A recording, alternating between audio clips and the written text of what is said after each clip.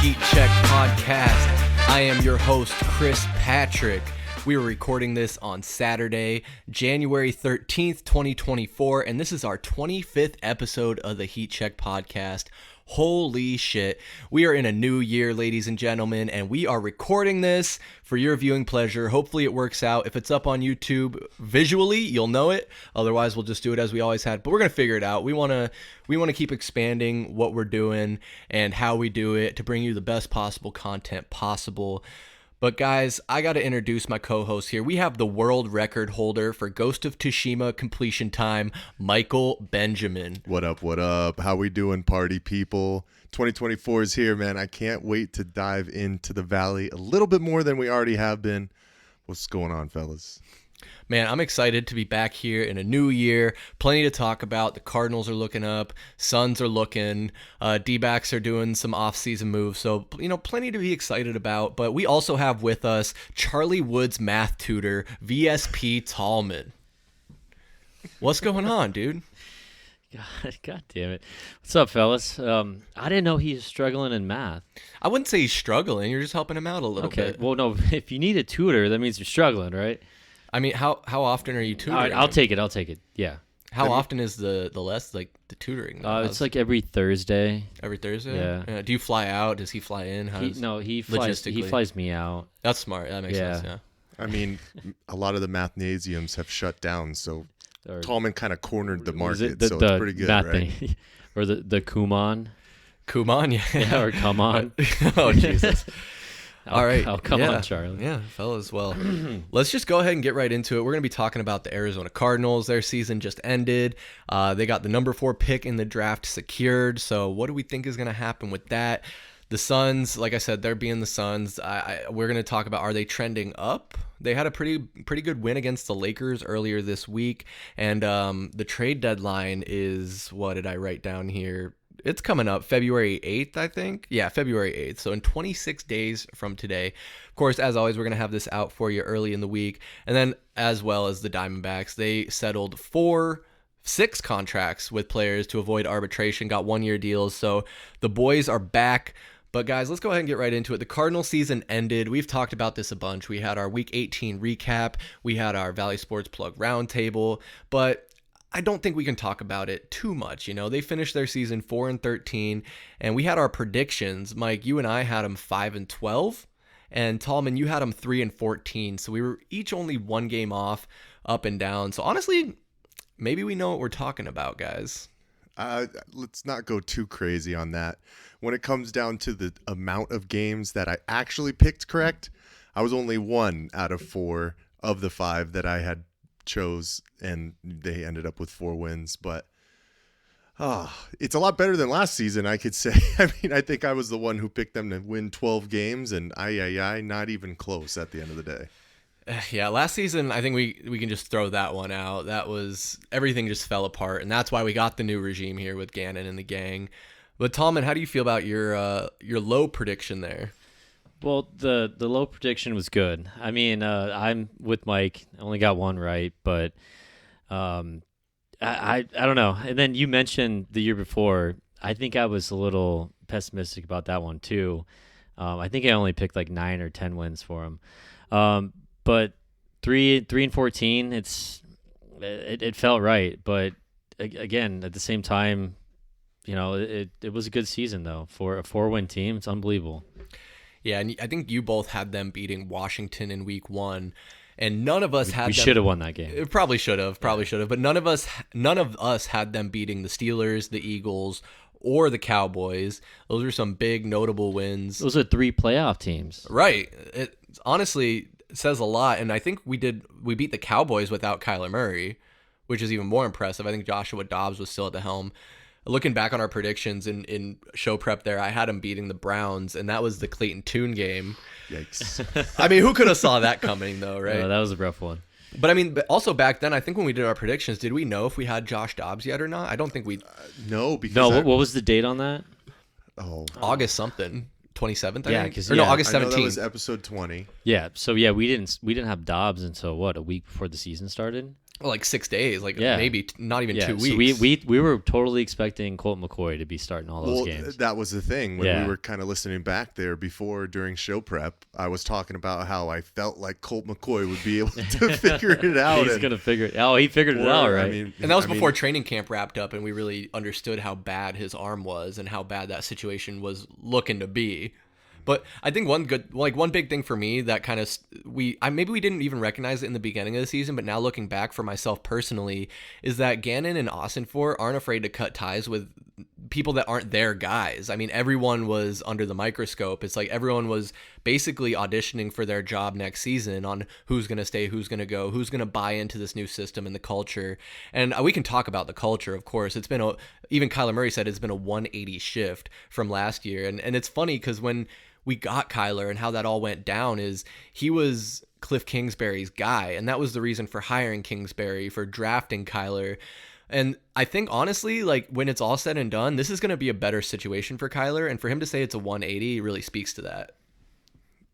And you can just think about what they did and all the post-game talk after that win in Philadelphia as well. I mean, everybody was backing their guy. JG, they're in his corner, man. And they went in there with the only thought that they needed to get a W for their leader. And to already have that really kind of cemented within a culture to start when so many different things continue to shift, like you're saying, Chris, so many guys from the old regime weren't brought back, weren't re-signed, and really putting a foot down and saying, hey, this is our leader of the future, so we need to at least set an example right now. We know it's not going to be a crazy success of a season when it comes to wins, but to scratch that one out, go on that incredible 2-minute drive, and our guy, James Conner, what a season. I hope we can touch on him just a little bit more than we've already talked about. But, man, what a stellar year for him.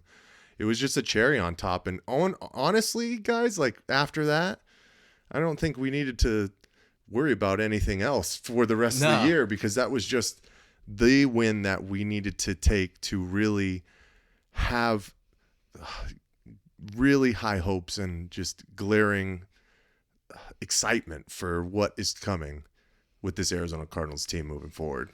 Yeah, a ton of optimism. I'll let you talk here, Tallman. But oh no, you're good. It's just like we've said, like it's crazy. Like number 4 pick in the draft, finished with 4 wins, and number 4 in rushing as a team.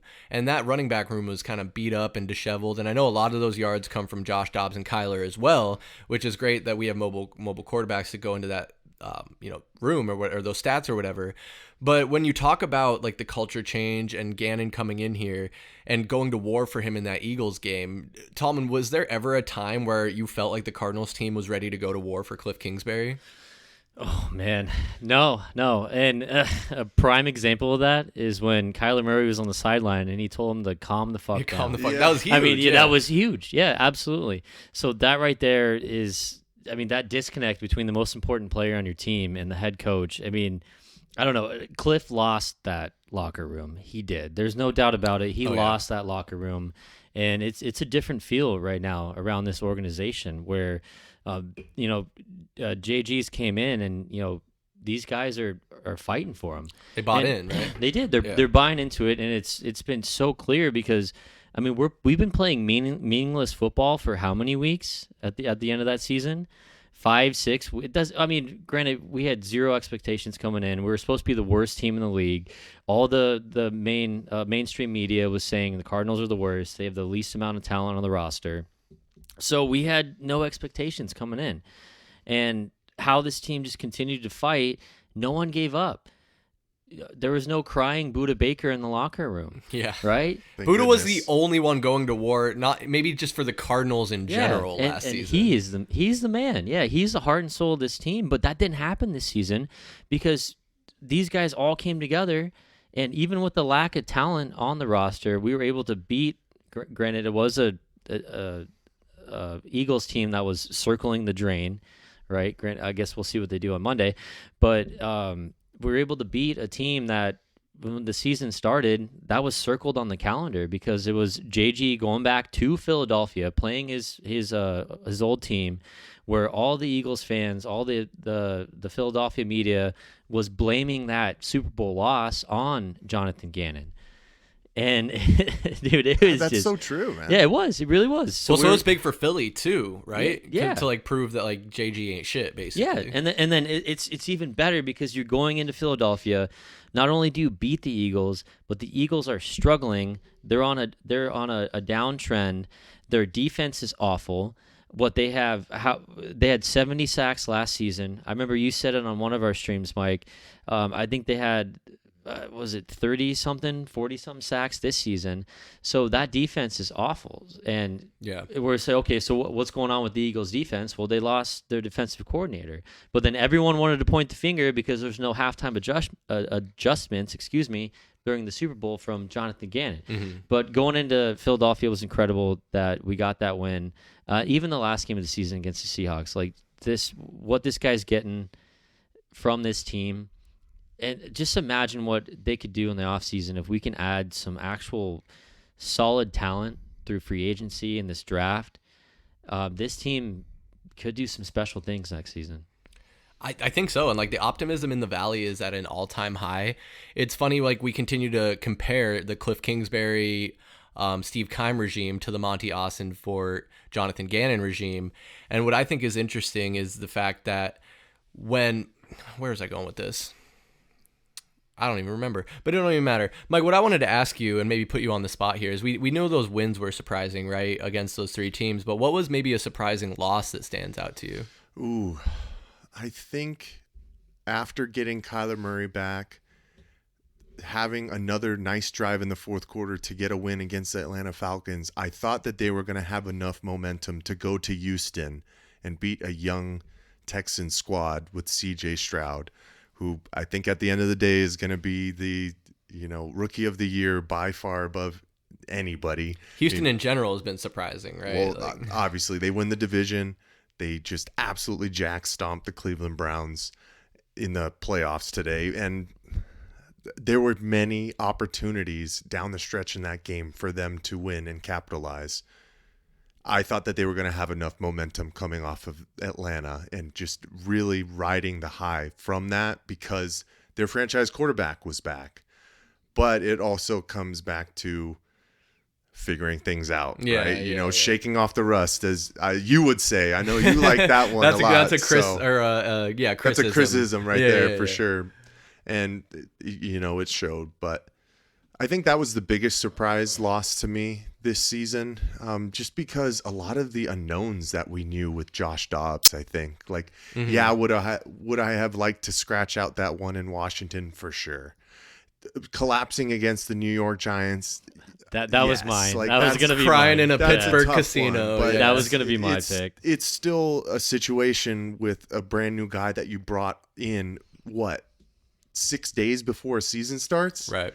It's the same way that when Kyler Murray comes back, you give it a different kind of aspect when you look at it, though, because Kyler Murray, he just came back. He's coming back to football, but he's been around the system the entire season. So you think that he's learning in the film room. You think that he's adjusting on the practice field because he was out there before he played plenty of times. Right. So that's why I would lean more towards that Texans loss. Even though they did make the playoffs, I think that was definitely a game they should have had. And that was one you really want to win also, right? When you're considering how we have their draft pick in the first round and how that would impact us going forward. Of course, that's just one game on their schedule. They had 16 others to boast their schedule one way or the other. But Tallman, I guess you kind of just answered the question I was going to ask you. Like, you think the Giants was the worst loss of the season, and you could talk on that. But I also want to ask you if you were at all surprised. I guess based off our predictions, you weren't, of the Cardinals getting swept in the division, not winning a single game against a division opponent. Yeah, starting with the Giants game. No, I mean, that one was just, when you boat race a team like we did in that first half against the Giants. It means halftime it's 20-0.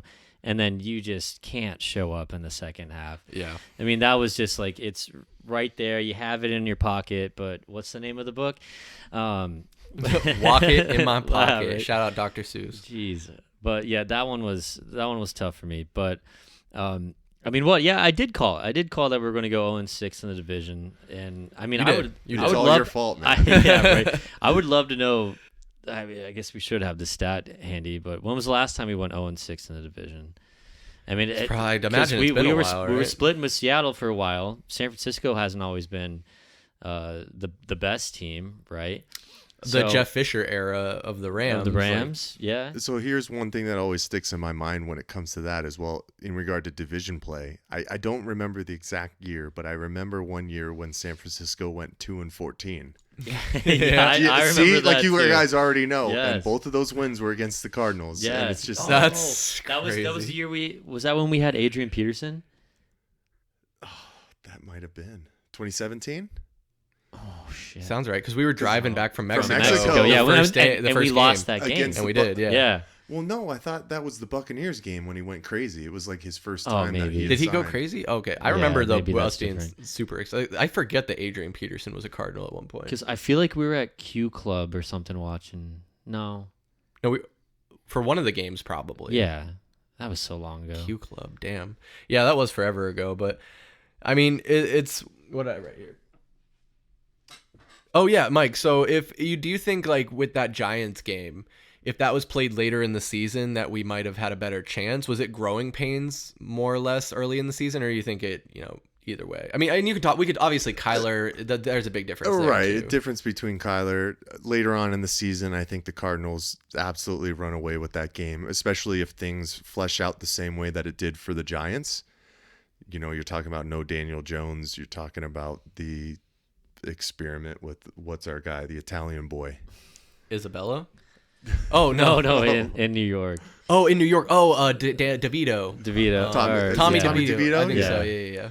I think it's a different situation, but it also is the same thing when it comes down to just general NFL schedule for early season. Everybody's still trying to figure themselves out, and you're talking about so much change, basically, not only with personnel, but with play calling, with offensive sets, just everything changed over the season. So it was going to take some time for even the guys who had been in the locker room for a long time, Dennis Gardeck, Budda Baker, Jalen Thompson, those defensive guys, you saw them basically wilt away in the second half there.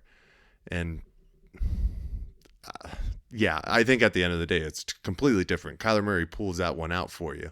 I know some of the conversations we had too. Kyler Murray pulls out the Washington win for you as well. So it's, Yeah, absolutely. but that's the biggest thing about the NFL at the end of the day, right? If you have competent quarterback play, sometimes they can just take over for your mishaps that you have or a lessened roster, right? Like, they can just make up for that. I mean, that's what we've been seeing with Kansas City over the past couple of seasons as well. As they get their high-profile weapons out, Patrick Mahomes still keeps them moving forward where they need to be. Yeah, it's like with the Chiefs specifically, it's not like Mahomes isn't getting them the ball. They're just dropping it, including his number one target, Travis Kelce.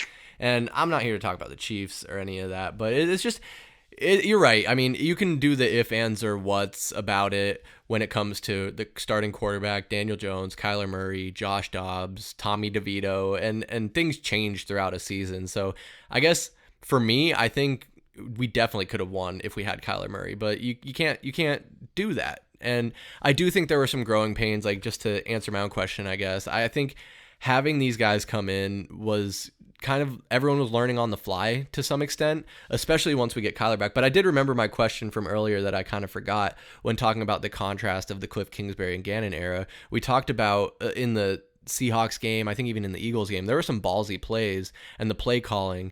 But more so to what I was thinking of is how different it is having Kliff Kingsbury try and be the head coach and the offensive coordinator versus John Gannon bringing in Drew Petzing and Nick Rallis. How do you think about the coaching staff, Tallman? Do you think that those two guys are good, solid, coaches for this team?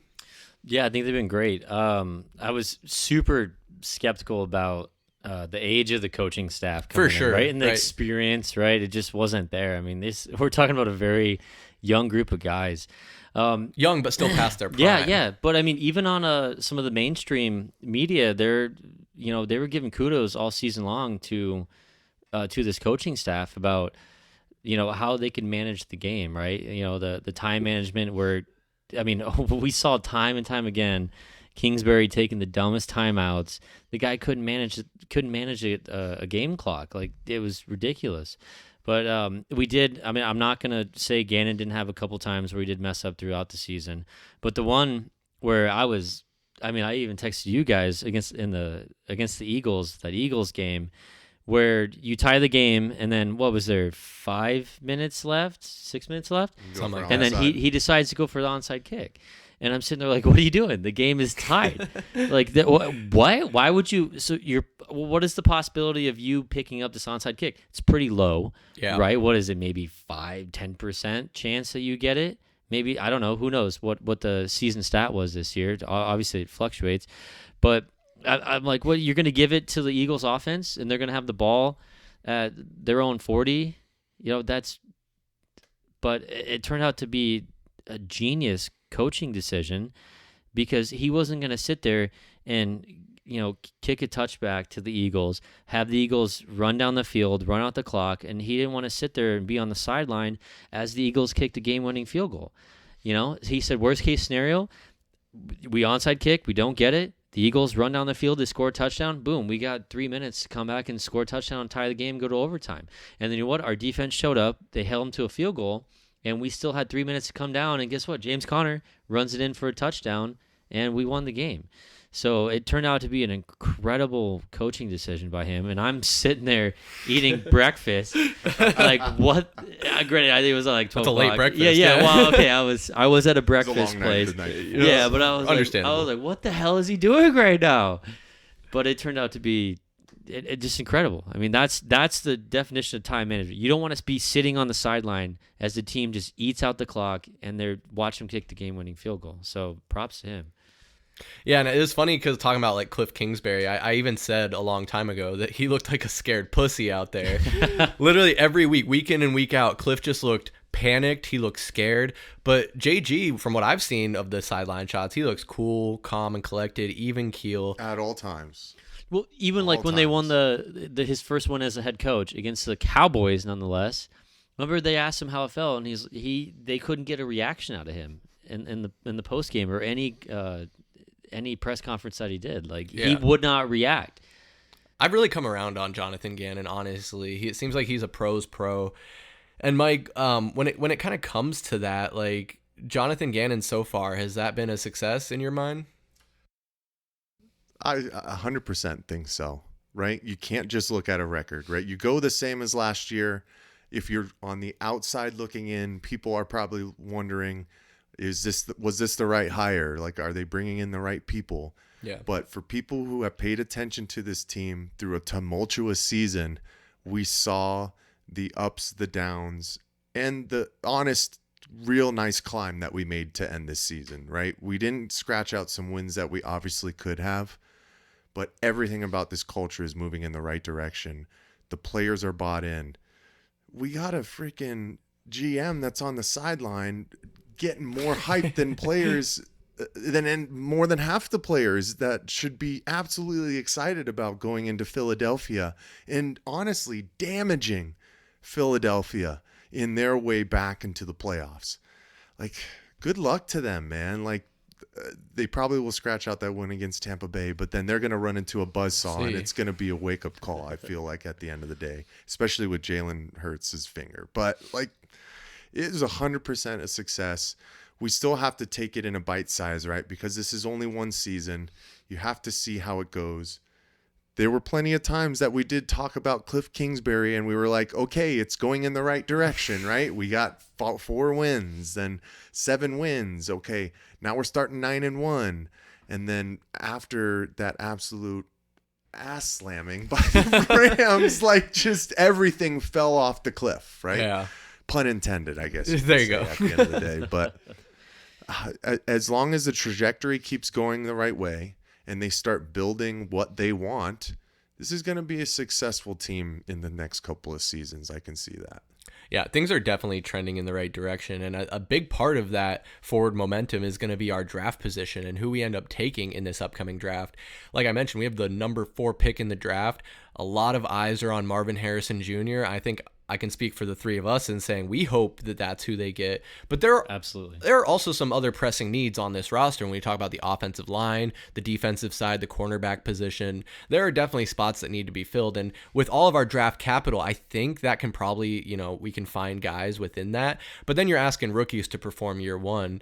And I think Marvin Harrison Jr. is probably the guy who would make the biggest impact as a rookie on this roster. And we'll get into who we might be keeping in free agency or getting in free agency. But focusing on the number 4 pick right now, as we sit here with the 4th position, we're looking at 3 quarterbacks potentially being taken 1, 2, 3, which is good for us.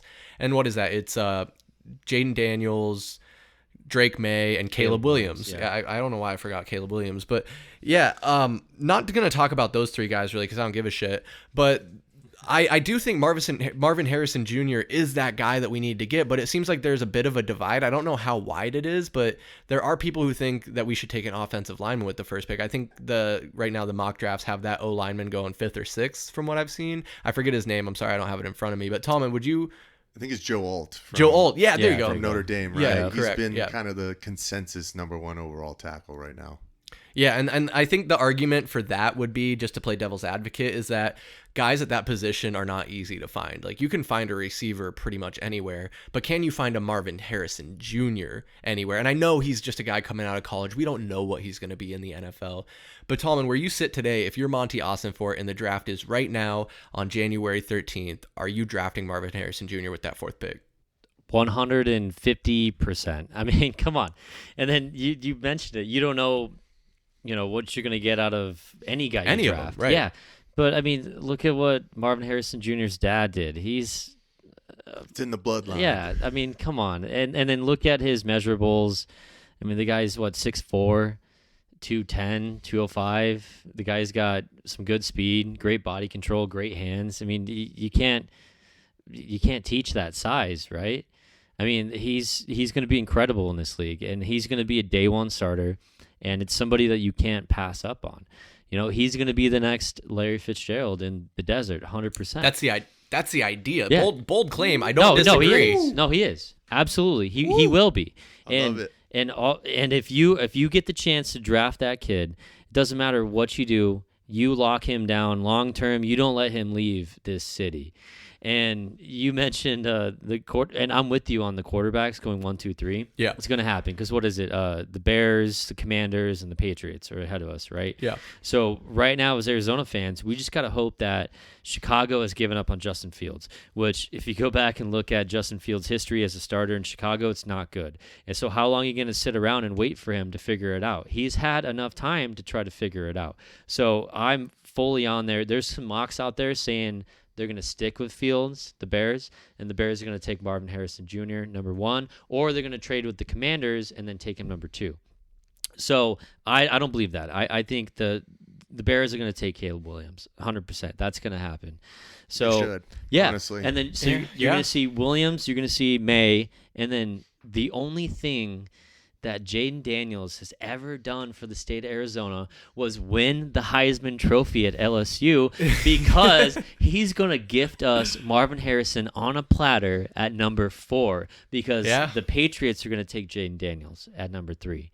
And I've also heard the possibility of the Giants moving up into one of those top 3 picks as well, and that could be a Bears target. Maybe they send Caleb Williams, or not Caleb Williams. Maybe they send who's the Bears quarterback right now? Justin Fields. Justin Fields, sorry. Yeah, maybe they send Justin Fields to New York, or maybe they trade the pick so the Giants can get Caleb Williams. But I think from all the hype surrounding him, USC really didn't do shit. But Caleb Williams is the consensus number 1 overall pick but right it was now. But it was USC's defense.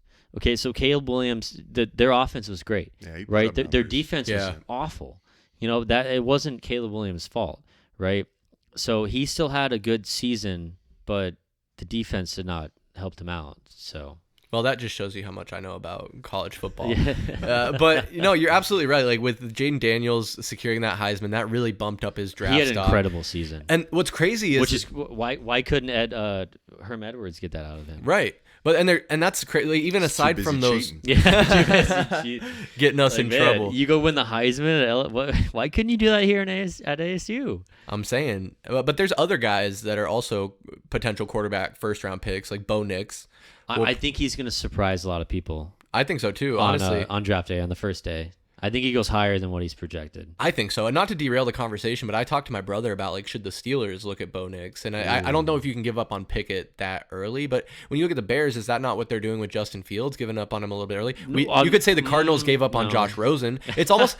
It's almost similar, but obviously Justin Fields is way better than Josh Rosen. I don't even know if he's in the league anymore. No, I don't think he is. But when you're talking about where you had a first-round quarterback that you drafted, and then in the near future, in the Cardinals case, the next year you draft another number 1 overall pick, there's a lot of parallels between Kyler and Caleb Williams. There are, but also I think you have to think about regime changes as well when it comes down to the changing of the guard with a quarterback, right? I mean, we had Steve Wilkes with Josh Rosen, then we switch over to Cliff Kingsbury. They go with Kyler because they think it's going to be a system fit. Yeah. Is Matt Eberflus going to stick around in Chicago? I think a lot of people are saying that he's on the hot seat. Oh, he's going to stay. He'll stay for this next season at least.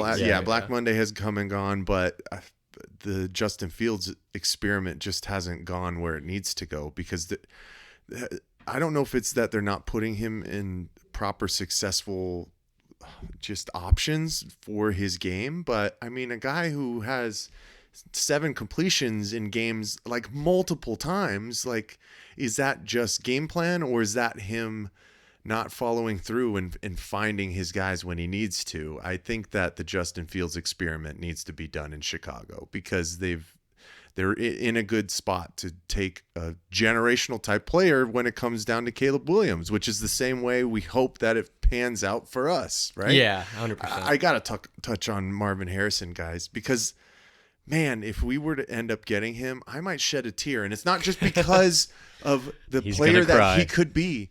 It's because the damn Cardinals won't be picking a 5'7" wide receiver in the top 3 rounds for the first time in who knows how long. I mean, like, my goodness, right? We do have, you guys know me, I'm always about spreading the ball and having different options, right?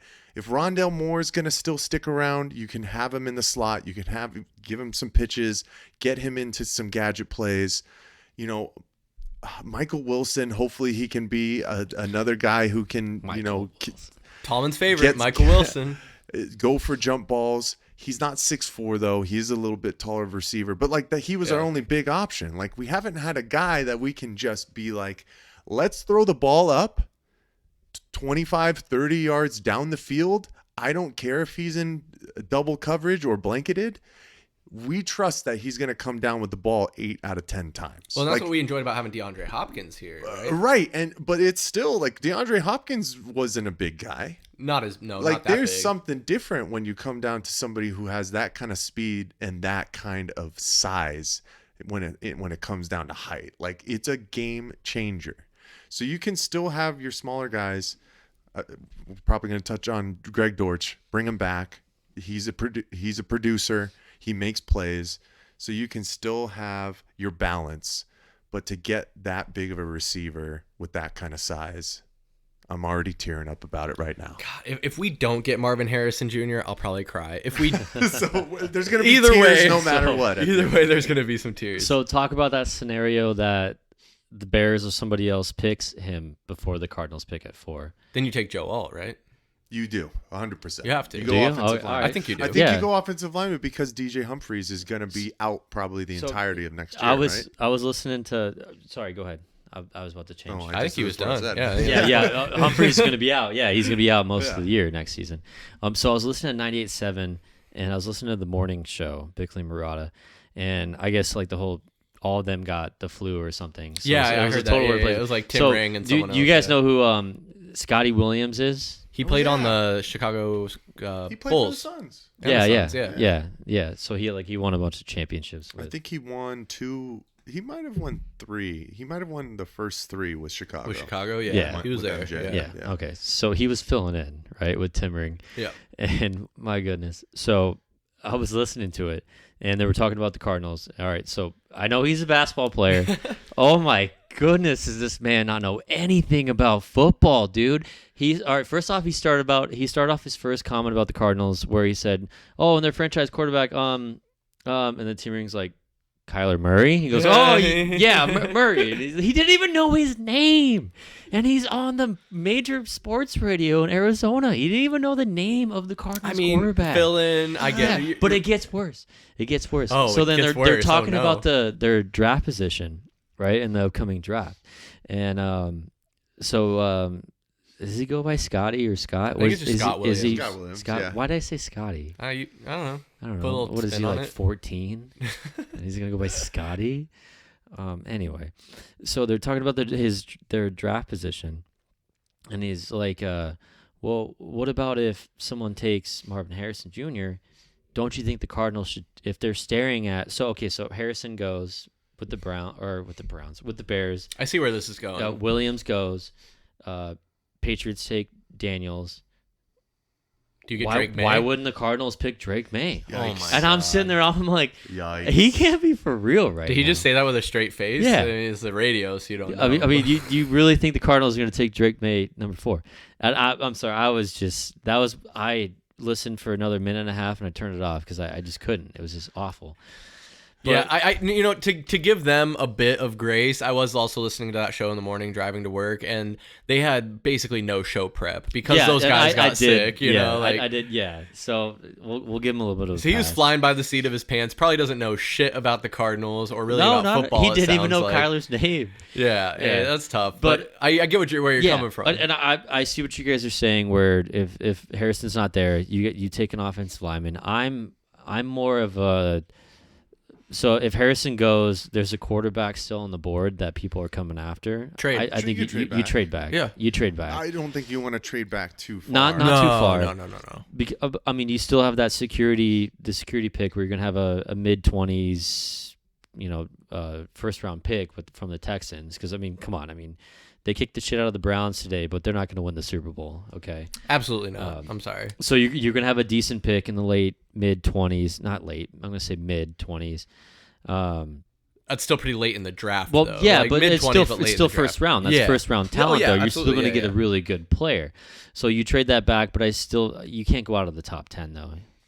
No, I don't think you want to do that at that point. I mean, like we've talked about the other needs. Like we're thinking we're going to take a cornerback at some point in the first 2 rounds, right, Mike? You'd have to. What is the big name that keeps coming out? Kool-Aid McKinstry. Kool-Aid. But Yeah. it's only Kool-Aid, and then there's the other kid from Iowa. I can't remember his name, but really those are the only top 2 corners. Is that the white corner? Not a first round pick.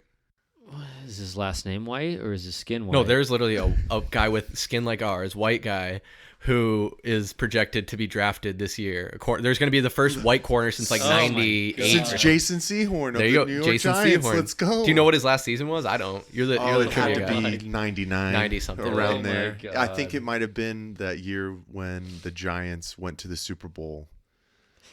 I think that was the first time the Tallman's Ravens Googling white cornerback right now. No, I am not doing that. won. Okay, Derailment. I am pulling up the mock draft. At the end of the day, I think the beautiful thing is Jesus Christ. no matter where you maneuver within the first round, you're probably going to have multiple picks and you're going to probably have multiple opportunities to get both sides of the ball better.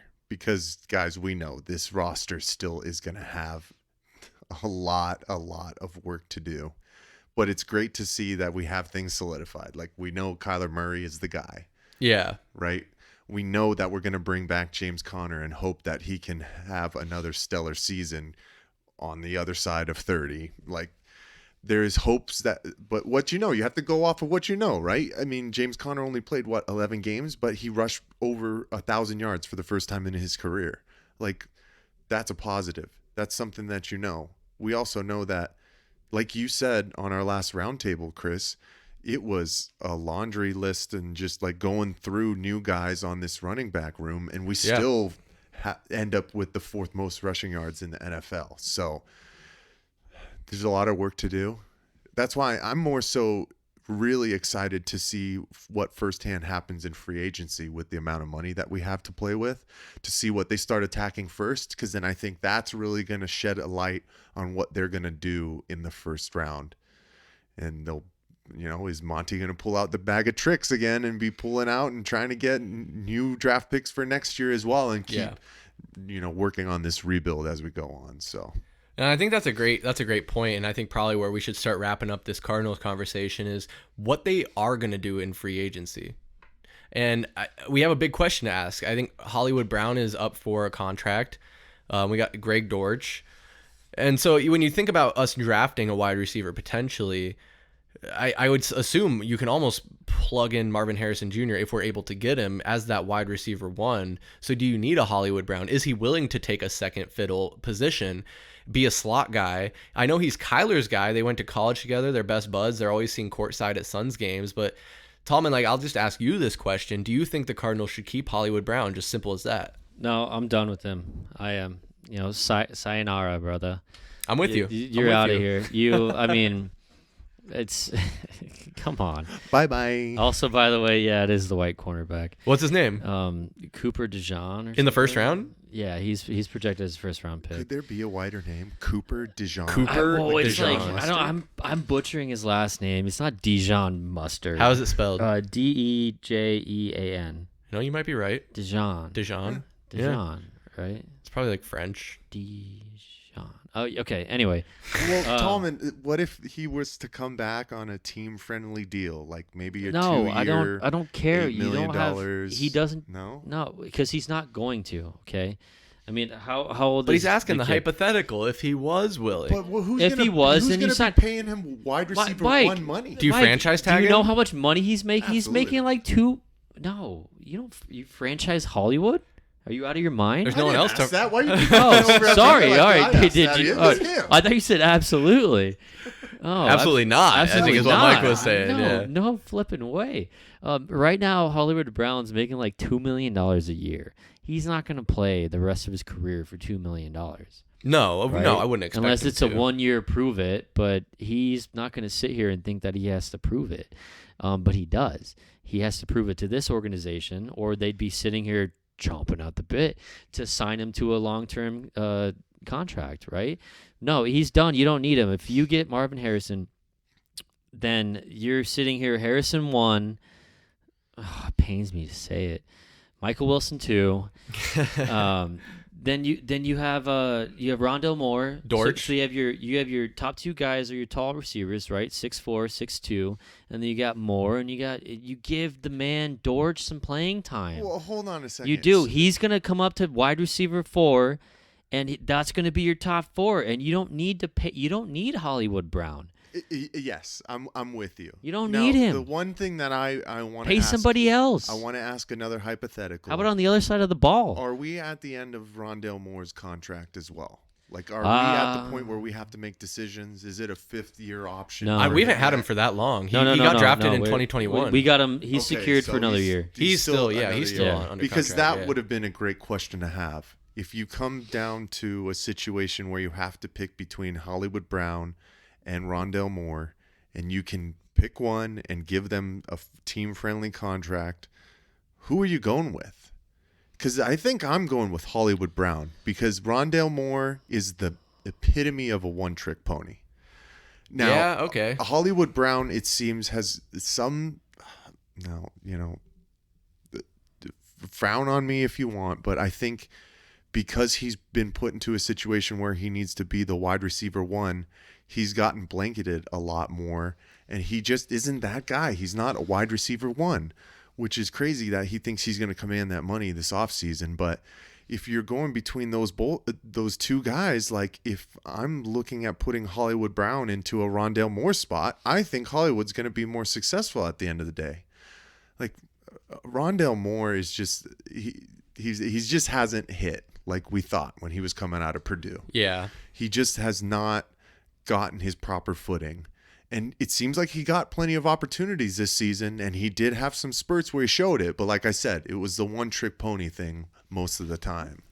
I'd probably go with Hollywood. I think that is a great point, though, when you mentioned he had to be in that number 1 slot, have the number 1 corner on the team covering him. If you have him in a secondary position behind maybe a Marvin Harrison Jr., they're probably going to put their best receiver on him, especially depending on the height differential, because corners aren't always the tallest guys. They usually hover about 6 foot or less.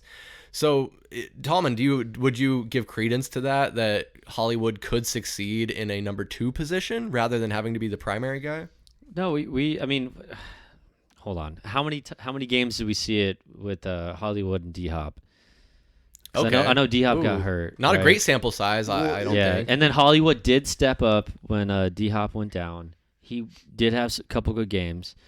Because you might talk about the connection with Kyler too. Like those guys are buds. Yeah, like they but have. that was to have. back in fucking college, man. This is a totally different game. Anyone that can. But they're friends. They're friends off the field, though. professional They're also football. friends off the field. How many games did we have Hollywood, Kyler, and D-Hop And together? yeah. Because remember, the game before D-Hop was supposed to come back from his suspension was when Kyler went down. No, it was when Hollywood. Yeah, when Hollywood went down. Oh, messed- right. Yeah. messed his ankle up. And then he was out for a while. And then what? They came back, maybe played a game and a half together, and then Kyler tore his ACL. Yep, and that was it. So that's so still there not wasn't enough a of big sample size there wasn't a to big pull sample from size. Yeah. What but magic really could have came out of a tandem like that. So you're upset about Rondell Moore's production. I'm the pissed, kids, man. I'm not upset. I'm pissed because I'm gonna all flip I thought, this couch all right I now. heard when he was brought out of Purdue was just the crazy speed, the change of pace, whatever. And it's like, yeah, we've seen some. Deep Where's balls, Randy? I like but his the guy- potential, though. But the guy can't make just a general 7-yard catch. It seems like more than half Yeah, the time. yeah. We got to get him Okay, in end all right. arounds. We got to get him in deep shots. He doesn't play the wide receiver position. It seems like half the time. No, he doesn't. But so the kid is 23 years old. He's costing you not a lot of money. He's a second-round pick. That's true. And then you're going to have Hollywood Brown, who's 26. He's going to be 27. He's looking big term. Big term. Big L, rest in peace. Long term for Bring it his back. future. So he's not gonna do no hometown sweetheart deal. No. He's looking for 4 or 5 year deal. And he's looking for probably $10-15 million a season.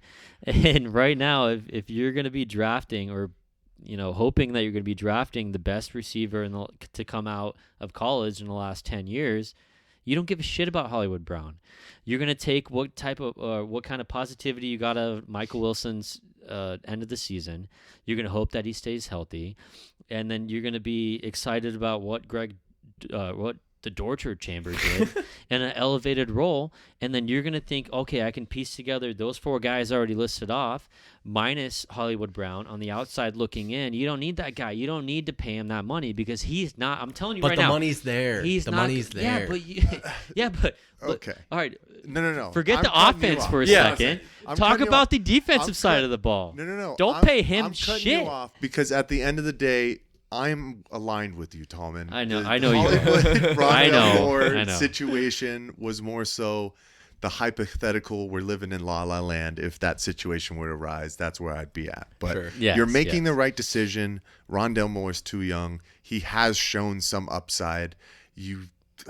But man, you just got to go with the guy who makes plays more on a consistent basis and make sure that he's on the field more in Greg Dortch. You got to re-sign him. You got to make sure that he's a part of this offense Without next a year, doubt, no yeah. matter what happens at the end of the day, because it's a known commodity. It's a known commodity at the end of the day. But yeah, I mean, at the end of the day, we had our wide receiver struggles. We know that. Yeah. But I think we had way more problems on the defensive end when it comes down to bringing any kind of pressure. I mean, we talk about Dennis Gardeck leading the team in sacks That's tough. 6. That's tough. With 6, so a lot more issues to solve over there.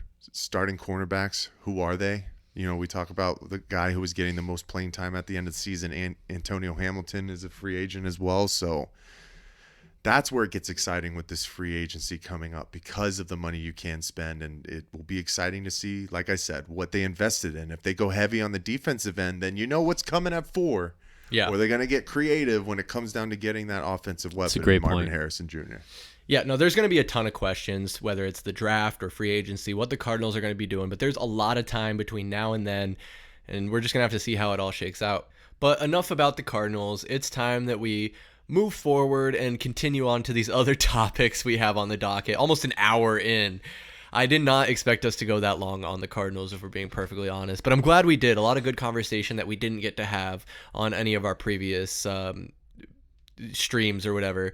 But the Phoenix Suns, right? So, Mike, you didn't want to talk about them at all on our last round table, and I think justifiably so. They have been They have been not meeting expectations at all. This roster has just been a complete, an utter, I don't want to call it a shit show, but it's like not quite what we expected, right? But are they trending upwards? We talked about the big win they had against the Lakers, and Bradley Beal dropped 37 points in that game, 8 of 10 from the 3-point line. Like, that is what we were hoping to see from Brad Beal. And it's funny because the day before that game, when we were doing that roundtable, I think, or maybe not even the roundtable, I think our Suns recap, actually, I said that Brad Beal isn't a superstar. He's just a star. But maybe he heard, maybe he was trying to prove me wrong that he is a superstar. So I guess, Mike, I'll pass it over to you first. Do we really have a big three when it comes to 3 big superstars on our team? Yeah, we have a big 3. I mean, as much as it pains me to say. Okay, it doesn't pain me to say because this is what we've hoped for. Yeah. For a long time, Devin Booker said that he wanted to bring the super team to him. But we are far away from being a super team right now. There is still some time to figure things out, but I was doing this, if you guys are watching on the podcast, I was imitating the left in and out that Bradley Beal hit Austin Reeves with. He did it 4 or 5 times. I can't believe Austin Reeves fell for that, man. Every single time. It kind of seemed like such a simple move, but it was nice of him to finally hit that kind of mark, show what kind of lethal scorer that he can be within this system. And they did some really nice things against the Lakers. One of the big things that I really liked in that game was putting Bradley Beal in the pick and roll with Kevin Durant handling the ball, right? They were hedging. He was finding the down drive, and KD was finding him in that 12, 14-foot mid-range jumper game, getting him some options, and leaning on the hot hand at the end of the day. This team, man, it's still going to be a work in progress because you got to figure out who needs to go when and what guys need to take over in certain spots. Yeah. At the end of the day, I think it's really good that Devin Booker starts off strong to set the pace for your team because Kevin Durant is one of those guys who's going to find his spots no matter what. But as long as we're not falling back into this one-on-one basketball, guys, this is something that we've talked about for a very, very long time, where you get complacent with having these stars, these superstar scorers who can go and get a bucket whenever they want. It's great. There's times you're going to need it. But throughout a game, to get some flow going, you have to get in some sets and get some guys moving a little bit more. It was just too much standing and watching while one guy dominated the ball late in the shot clock. And it led to some absolute collapses. I'm pulling it back. I'm pulling it back, guys. You can't get. It's not too high. It's not too low. There it is. Like There it is. That's a Mikeism. You can't get excited after a win. You can't get too excited after a win against the Los Angeles Lakers teams who themselves has been struggling mightily since they won the NBA season tournament. Yeah. They have been in a pickle, guys. Like it's been real tough for them. It's going to be a big test down the stretch here in January because they're going to have to go on a long road, a long road streak away from home and really capitalize on some of these teams that are honestly not too high when it comes down to the Eastern Conference. I mean, we're talking about Magic, Heat, Nets, Bulls, Hawks, Wizards, but I'm looking at the games against the teams that are over 500. We need to start pulling these kind of games out against the Kings, the Pelicans. We play the Pacers twice. I know that they're in a tough situation right now with Tyrese Halliburton out for a while now too. I think it was 2 to 3 weeks from his ankle. Yeah. And another matchup with the Mavs. Got to pull those kind of games out for me to have true confidence in where this team is going. Yeah, we got to start beating the good teams. And we talk about the games they had prior and during this run. They're 3-3 here in the new year. And one of those losses was to a Ja Morantless Grizzlies team. Yikes, dude. And that's just, you can't have that. And Devin Booker even said after that game is they just didn't execute the game plan to stop Jaren Jackson Jr. And regardless of Jaren Jackson Jr., when you don't have Ja Morant on the Grizzlies, they've been a bottom feeder this season. And they're going to be without him for the rest of the season now that he had that shoulder surgery. It's just crazy to me that that we are able to get these wins. The win against the Lakers, I think, was the first one against what you could say a quote unquote good team is. But even like you said, the Lakers have been struggling since they won that in-season tournament. We need to start beating good teams. We have to be able to beat the Clippers. If we can't even beat the Clippers, what are we going to do when it comes to be playoff time? And Tallman, I know you had mentioned at the onset of this season that you were optimistic in general about the Phoenix Suns this year. Do you still carry that same level of optimism? I do, but at the same time, I run out of time, man. I mean, we're just going to keep saying the same thing over and over again. It feels like it. And we have been. Because it's 6 games now with the big 3. Is it? It's only 6, right? Is that it? It's only 6 games. Aye. Full games. And then you mentioned the Lakers struggling, yes, but that was the first time we beat the Lakers this season. Is that correct? Yeah, it was. Yeah. So that's good, right? You go to LA, you beat the Lakers, on their home court, and you beat them, handily, right? Like it wasn't a close game. We kicked the shit out of them. We whooped their ass. Yeah, we did. So that was great. And then that was Devin Booker's get right game because he's been struggling the last couple games where he hasn't been looking like Devin Booker. So to sit here and say, oh, I'm optimistic. Well, no, I'm at the point where, hey, this is it. This is get right time. You're out of time to sit here and us say, oh, well, they haven't been playing together, right? So it's time for them to figure it out and start winning basketball games. Like you said, perfect thing you said was against good teams, right? Yeah. So really though, it's I don't know. And I want to say I'm optimistic because it's only been 6 games, because it has only been 6 games. And Bradley Beal has shown in his last performance that he can shoot the ball and he can not defer and he can be, a primary scorer. So it's and you mentioned, we beat the Lakers and we're trending upwards now. And then Mike laughed at that. But I mean, at the same time, we're going to take what we can get right now because we have to, yeah. Yeah, so, we have to. Yeah, so right now, that's something. Hopefully, we can take that, build on it, and just keep going. But it was good to see Booker come out and score 30. Good to see Beal kind of break out for the first time as a Sun. Yeah, and you don't got to worry about Durant. Durant's Durant. Durant. He's going to be just fine. So let's hope that we have no more medical scares and that we're not sitting here in a month from now saying, oh, well, they've only played 8 games together, 9 games together. Hopefully we can just keep going and run until the playoffs. The toughest thing, though, is can you trust that? Can you No, say, you can't. Can you hope The way the can't. season's gone, you can't. Well, I was going to say, I think we're past the point of optimism. It's like we know how good this team can be. Like the reserve players have shown in spurts. Bol is all of a sudden getting action and he seems to be making contributions, but we're still waiting on guys like Yuta Watanabe and Keita Bates-Diop to like find a way within this system. We know how great Grayson Allen has been for this team.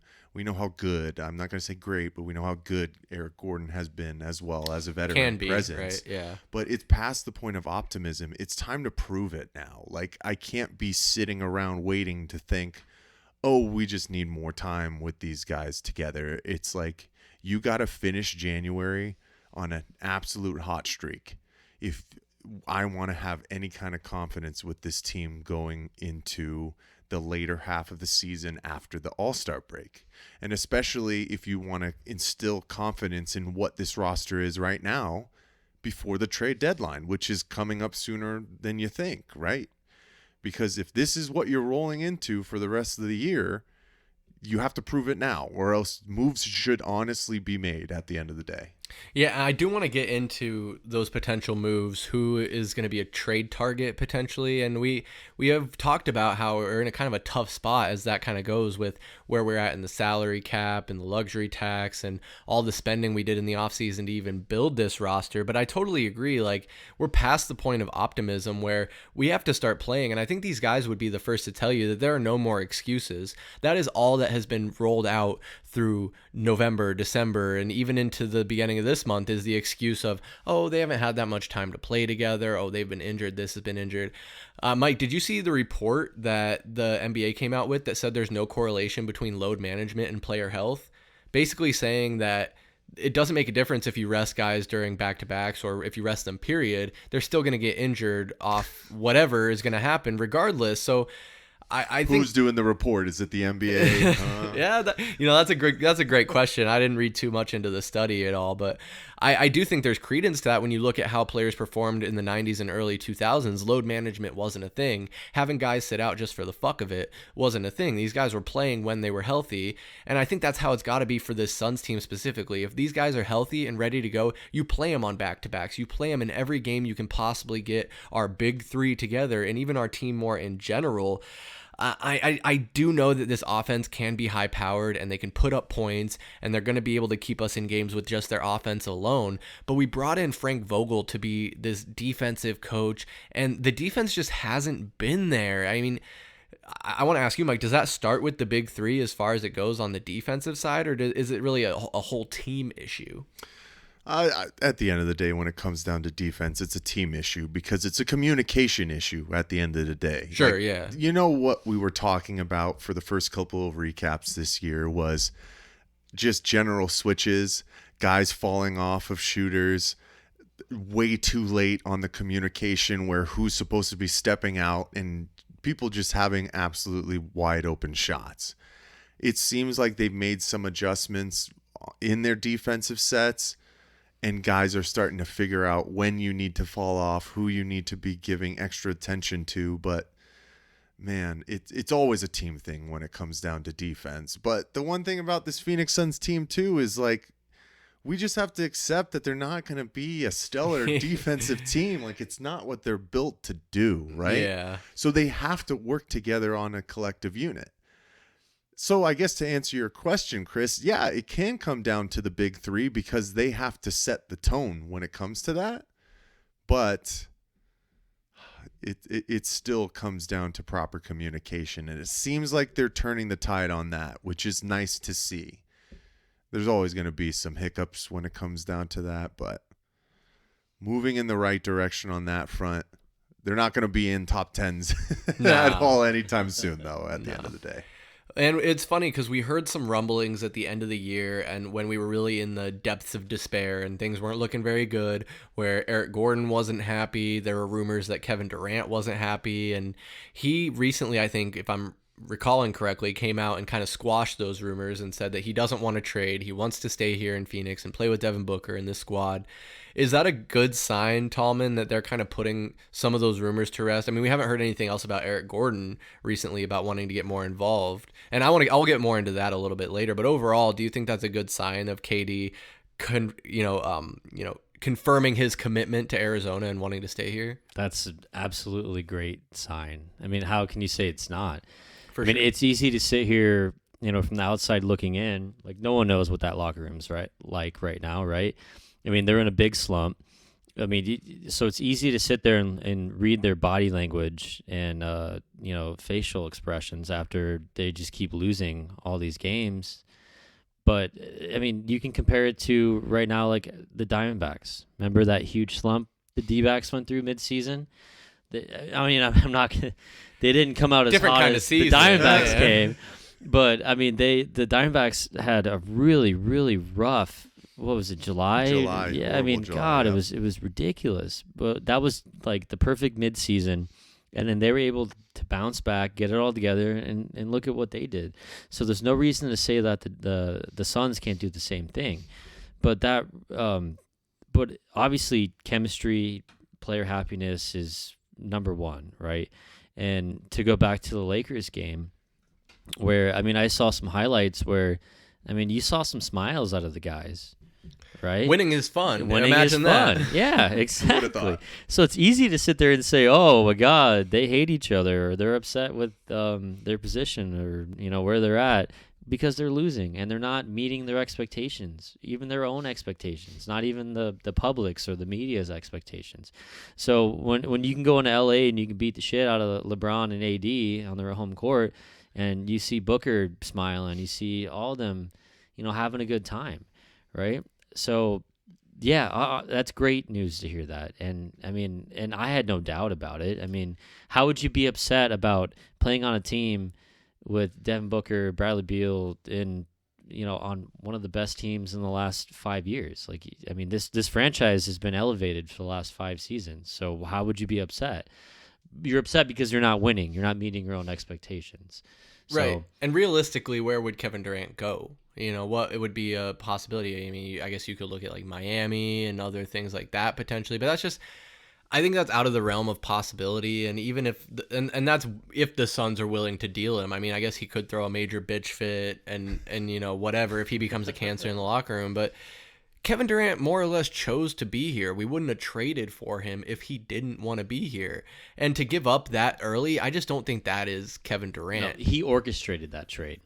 He did. Basically. He determined his own destiny. Yeah, he did. He determined his own destiny right there.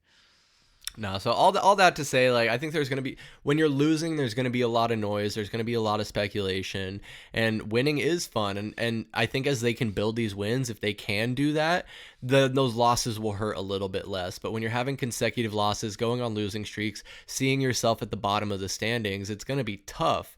And that's what I really want to see from them. Kind of the key here is that to start piling those wins, and in doing so, moving up in the standings and being more happy and more connected as a team. Because a team that's feeling good, it's kind of look good. What is it? Look good, feel good. Yeah, feel good, play good. Play good. Yeah, exactly. What is that? Prime time? Isn't that prime time? Gotta be, right? Gotta be. Deion Sanders. But this team, when we talk about it, maybe they're not done. Maybe the team we have now is not the team we're going to see going into a potential playoff run. I don't want to write us in just yet. There are some rumors swirling and some moves that might need to be made. We mentioned at the top that the trade deadline is coming up February 8th. I just don't know how realistic a trade is, and I'll continue to say that just due to the cap restraints. And who do you give up? I mean, Mike, when you really look at the trade assets, what is it? Grayson Allen, Eric Gordon, maybe Bol. I just don't know. Who do you give up out of those guys? Nasir Little's contract. Nasir Little. It seems tradable. like the two most tradable pieces right now are Grayson Allen and Nasir Little, just because of the length of their contracts and the tradability. These guys that are on 1-year deals are all on prove-it deals. It's hard to trade something to get back a piece that would really propel you to go anywhere, because that other team doesn't know if that person is going to want to come back next year, especially when all of our guys are 1 year, 5 year, or 1 year, $5 million deals that are basically just like coming here to play with this unit to see if they can excel and get their next big payday. Like Keita Bates-Diop isn't really a big tradable piece. Yuta Watanabe isn't a tradable piece. Chimezi Metu, these guys are here to stay, and it sucks because the two guys that are the most tradable are probably the two biggest pieces that you might need to keep around, because Grayson Allen, like we keep saying, has just been an absolute stud, man. I think he's third in the NBA in 3-point percentage. He tied the franchise record for 3-pointers in a game the other day against the Miami Heat. He's just done everything that he needs to do as a second fiddle guy, because you lump in the big three together, right? And you see what are the secondary guys doing to help propel this team. And he's done everything that he absolutely can. Nasir Little has been kind of in and out. He had his eye situation. I don't know. Did he have something with his knee most recently? I think had so, yeah. Something with his left knee as well. And he's another guy who can help on the defensive end. He's not so much 3-and-D, but he attacks the basket too. So you're almost kind of stuck, man. Like it's really going to be tough, because at the end of the day too, we still keep coming back to this dumb shit, man. It's like we still don't know what we really need on the back end help, because we don't know what we have from what this team was still built to be. Like 6 games, 7 games with these guys in there, you see the glimpses, but it's harder to narrow down who needs to come in. Like backup point guard, another 3-and-D guy. Like, are you going to go offensive heavy? Or are you going to work to help your defense? It's like we still don't know, and it sucks. I don't know. Do we not know, though? I think I can answer that question. I think we need a point guard, because you can really rely on any one of the big three to be on the court at all times. But when you really look at it, Bradley Beal and Devin Booker are 2 guards. They are 2 guards. They can both handle the Now, ball. Do you want a starting point guard? Is that what you're saying? No. But you need a Okay. guy that can come in, and when Beal or Booker is on the bench, so say Beal's on the bench, Booker's in the 2. Yeah. When Booker's on the bench, Beal is in the 2. Right. Who's going to play that 1? We need a point guard. And I think a guy that I kind of like, as far as the rumors have been swirling, is a Tyus Jones. He's familiar with Bradley Beal. They played together in Washington. The Wizards absolutely fucking suck. So I think they'd be willing to part with a guy like that.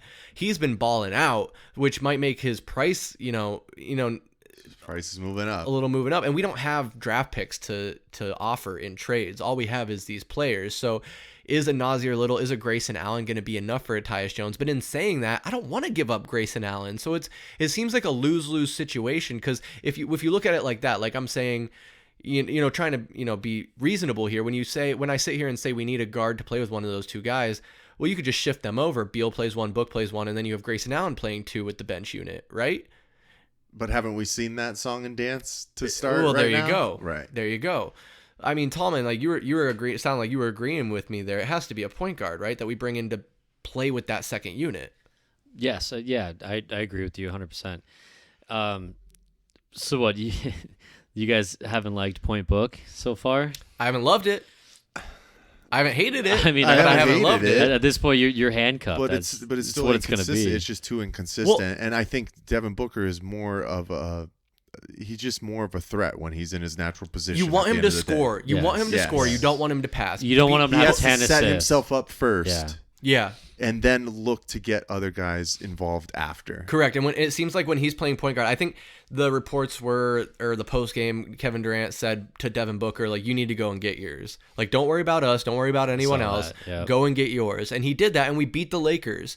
So that's all. But that really ties in and proves that Devin Booker needs to be a scorer for us. He doesn't need to be a distributor.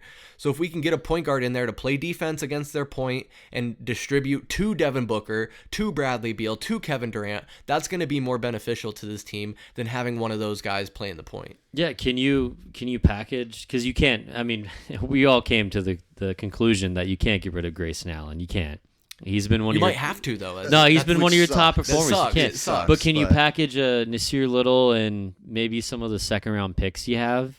But Can we deplete? What is you a can't second round pick? completely worth? deplete yourself? Can we deplete all of our at the- picks? No, dude, you can't. Like, you literally can't, because as goofy as it seems, second round picks still are assets for your team to be able to trade things. People look at them as possibilities. It's a long shot. It's a, what is it? Throwing a hot dog in a hallway. Like, it's like, Oh, geez. Oh, well, man. okay, that's Who a are you different type talking of, about? that's a Who's different hallway? type of one. But like, it's still an asset. It's still what an does that asset. say?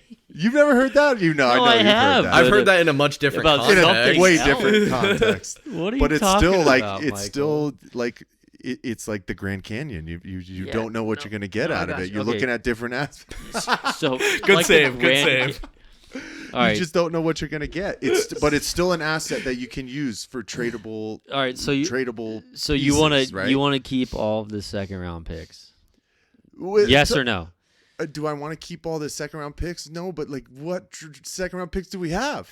Like, we don't have. Well, we don't. Like, no, we really have. That's all we have. I mean, I just don't have think- it. We don't have any first round. I just don't picks. think a second round draft pick is attractive enough. And like also like if you give them enough to get back a piece that is really going to be a proper contributor. yeah, but at the same time, like I'll give up all the picks if we win a championship this year. That's what I'm I don't saying. need to have another draft pick for the next 5 years if we can win a Like, championship. Think about we're all in right now, right? We're all in We've for the been next. all in, so we're might as we're all well, in. like- We're all in for this season and the next 2 seasons, right? That's when we have the big 3 under contract. So think about our owner though. What was the first thing we got from Ishbia when he came in? KD trade And Within how days. quick did he do it? days. So this guy wants to win. He wants to win now. He wants his Oompa Loompa now.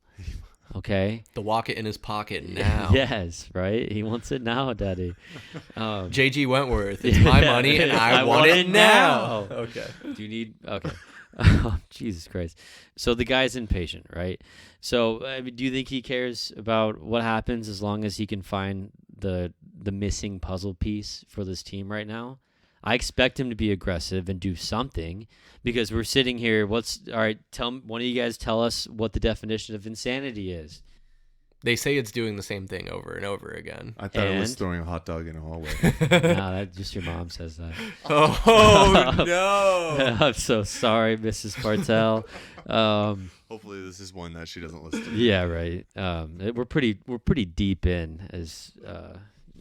So This she- might be the last one she listens to. Yeah, if she right. does. She should be showing up at my house right with there. with a pitchfork and a torch. God damn it! You totally.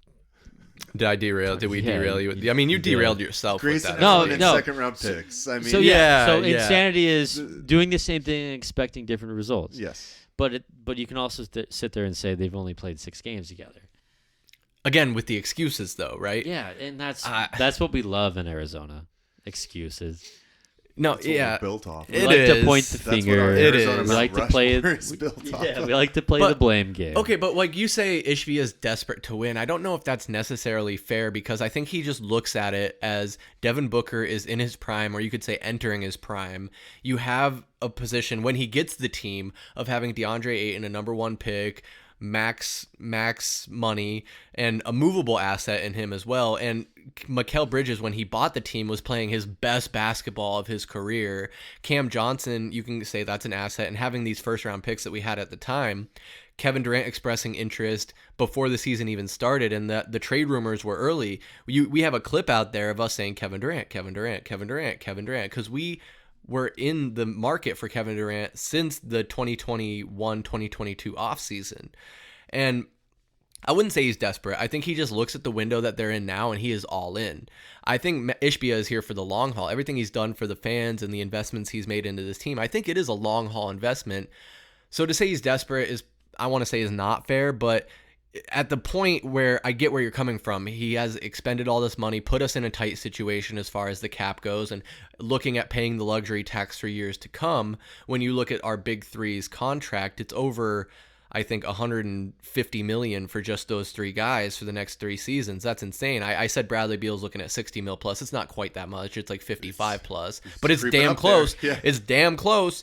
So I mean, that's semantic arguments there, but I just think when it comes down to it, these next 3 seasons are going to be huge. If we go through these next 3 seasons and it don't at least get to the finals, it's a failure. Is that fair? Yeah. Oh, 100.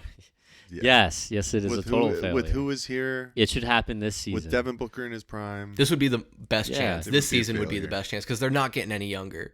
They're not. Kevin Durant is in his mid-30s. Beal's in his 35. He's 30, 31. Booker is Beal, yeah, in his late Durant's 20s. 35. I'm not worried about Booker as much as I am. So you're not worried about him getting disgruntled? And what if he wants to No, leave? Dude, he's I not. mean, he went the team's through- doing everything they can to put up. Yeah, and he went through absolute dog shit like multiple years. Yeah, like, he had But his he was point. 6 young and years of- unproven though. He had no. He 6 I years don't- at a of certain point 19 though. wins, like Yeah, I'm just trying if to you went stir through the that, and you pot. see you're where right. at. You're right. But no, Devin You went Booker's through on that and pace you to see be what's the now. Yeah, he's gonna be fine. He's gonna be fine. He has his people around him. Yeah, and So- Devin Booker's on pace to be the greatest Sun of all time. Even if he doesn't get face that of the championship accolade, he has a chance to cement himself as the greatest Suns player of all time and maybe the greatest Valley athlete of all time. And you're up against Larry Fitzgerald, really is the only guy you're up against. When we did our whole Mount Rushmore, and Booker was already on mine, I'm pretty sure. Tallman, I'll say this. Devin Booker won't leave the Valley until he becomes the Phoenix Suns all-time leading scorer. Nah. And you know All when right, that's all going right. to happen, that would be like the first 2 games of next year. So maybe he'll get disgruntled and ask his way out of town next season. Anything could happen. Anything could happen. But when it comes to the trade deadline coming up in less than 30 days, I honestly, last question I guess we'll ask about the Suns and we can move on here. But would you be surprised if they made it? Would you be equally surprised if they do or don't make a move, I guess? Ooh, that is a great question. I want to hear what Tallman thinks first. I would be surprised if they don't make a move, just because of how unexpected the season has started, and I mean, and you can't rely on these guys being healthy, right? Clearly, they've shown that. Yeah, exactly. So you got to expect at some point in time over the next 2 months, you're going to have, hopefully not extended periods of times, but you're going to have certain times where your big 3 are not going to be the big 3. They're going to be the big 2 or the big 1. The big one. You know, Your mom knows about the big one, right? Well, I don't know. Wow, this At least, innuendos just At least keep it's rolling bigger in, than a man. hot dog. It's gonna fill up the hallway, Chris. I'm sorry, Sharon. We love Yeah, you. no, we're gonna at least make sure it's This one definitely gets the E with the box at the bottom. Yeah. Yeah. Yeah, this parental goes up. guidance Yeah. is suggested for this 25th episode. There you go. So no, they have to do something, right? I already told you guys the definition of insanity. We know how the season started. We cannot rely on these guys to be healthy. We got to have some type of move that's going to be hey, it's our emergency. We're going to break glass. We need something to figure this out because it's something's got to give. And these guys are not all going to be healthy for the rest of the season. They're not. And you can almost count on that, right? I Yeah. mean, when it's all said and done. And I don't want to beat a dead horse here. And we could go in circles about will they, won't they, and we're just gonna have to see. At the end of the day, we're just gonna have to see. I think our February episode will be very enlightening as to the direction of this team and where they're heading. So make sure you tune in. I'll do a plug right now. Make sure you follow us at AZ_VSP on TikTok, Instagram, X.com. I think we're on Threads. I think that's a dead platform, but we're on there. And yeah, I don't even know what that is. right. Hopefully, if this video works, right here on YouTube, Valley Sports Plug, you can just go on Google, type in Arizona Valley Sports Plug, and we're gonna be right there. You're gonna be able to find us, and we appreciate you. If you've listened this far in the episode, you're a true fan, and we love you, and we hope you keep coming back for more. And big things to come in 2024. I mean, I think I'm going to tease it now. More information to come, but we're going to do a Suns ticket giveaway, right, Mike? Hello. Keep an eye out on Instagram on January 20th. Ooh, It's got coming. a date. It's Yeah, he's coming, got a and it's date. gonna big. It's gonna big. It's gonna be huge. Huge. Big It's L. gonna be a big game, and I'll give a little bit teaser. It might be one of the last times you'll get to be able to see this guy play. So Ooh. make sure you guys are staying tuned. Yeah, make sure you're following us, guys. Like and subscribe, as they say here on the YouTubes. But why don't we go ahead and keep things pushing, wrap this Heat Check podcast up. We got a little bit more to talk about, and it's about the Arizona Diamondbacks. They're in the offseason, not a whole lot going on, but I think there's still some stuff to talk about. There was some news that broke this last week about them avoiding arbitration and coming to an agreement on one-year deals with 6 different players. That was Zach Gallen, who's going to make $10 million this year, Christian Walker, $10.4 million, and Paul Sewald, $7.35 million. Also came to agreements with Joe Mantiply, Ryan Thompson, and Kevin Ginkel. So the boys are back in town, gentlemen. We got plenty of our core group coming back and still some moves to be made. I think we want to fill in that DH spot. There's some names being floated around. I think Justin Turner, JD Martinez is a guy we're really high on, and we'll get into all that.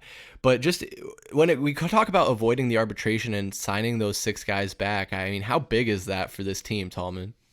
Oh, it's it's great. I mean, obviously these are some of the best players on the team. And then you just worry about it because Gallen and Kelly are only under team control through 2025. What is it? Walker and Sewald are entering their last season under team control. And then the other guys you mentioned are through 2027. So we're good there. But it's good that, everyone's coming back, everyone's happy. We agreed on, some money for this season. But it makes you think, even though we don't want to, we just want to worry about what's happening this next season. But, what's going to happen when everyone wants to collect their bag, that they probably earned. I mean, the way they played, especially in that last season and then that World Series run, and depending on what they do this year, obviously, of course, right? Yeah, of course. Yeah, 100%. But Walker's older, right? The only one that's really going to command the high dollars is going to be Gallen. And in Arizona, we might have to, come to terms with watching him walk because we're not going to pay. Are the D-backs going to pay him $25 million a year? Somebody else is. The guy he was a top 3 in Cy Young this last season. If he repeats it, does the same thing on the mound this season, the guy's a top 5 pitcher in the league, and we can do the same shit next year. But after 2025, if we don't agree to a long-term deal with him, the guy's out of here. Yeah, and we talked about that a little bit in our show prep. Is like, do you try and groom Fott to be one of those top pitchers in our rotation to where you're comfortable giving up Gallen, or depending on how this season goes? I mean, I know a lot of questions, guys, so I'm gonna stop saying that, but like, are you going to be in a position where you might need to look at signing Zach Gallen because he's not that old. He's still under 30 years old. Had a great season last year. I expect more of the same in 2024.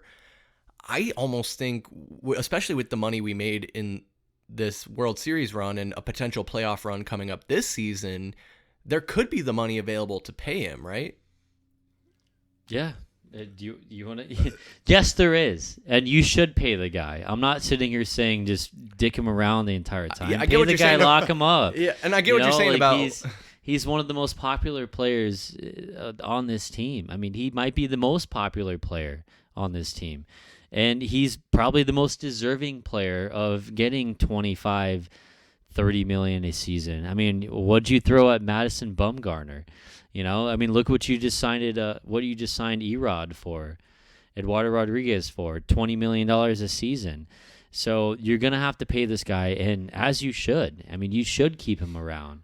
Yeah, and I don't know if the Diamondbacks are in a position to do this, but Mike, I almost wonder if they could take a page out of the Dodgers playbook and sign Gallen to a long-term deal, defer some of that money. Defer.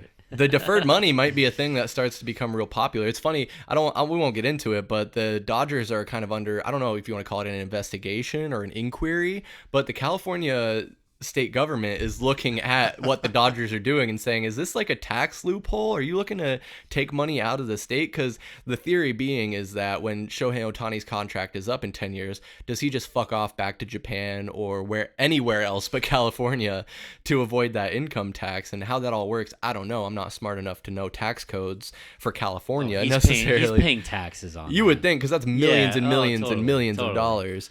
But Mike, to ask you that question though, is that something that they could look at, is either signing him long term to a friendly contract where it's backloaded or even a deferred type of situation? I think this team is going to have to be creative when it comes down to staying competitive in the NL West. With everything that the Dodgers have done, they're going to have to continue to find their ways to keep their certified superstars.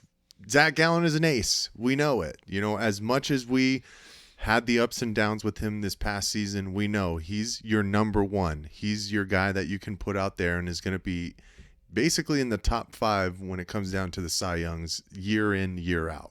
Yeah. He's the guy, man.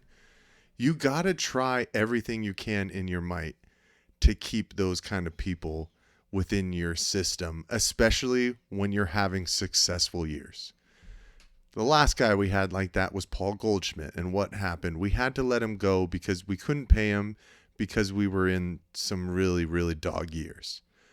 But if you're going to continue to grow around guys like Corbin Carroll, your absolute up-and-coming guy, and Gabriel Moreno, you're just really bolstering everything around, addressing the pieces that you needed to in this offseason to stay competitive and look to go and repeat as NL pennant. Like, you got to.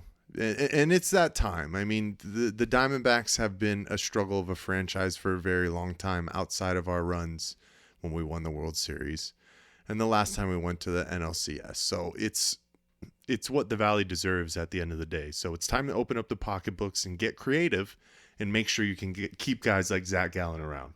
Yeah, and I've been really impressed with Ken Kendrick and his willingness to spend that money that they made, especially in that last World Series run. And it's like he went on the local radio station and said that as long as the money's there, he's willing to spend it.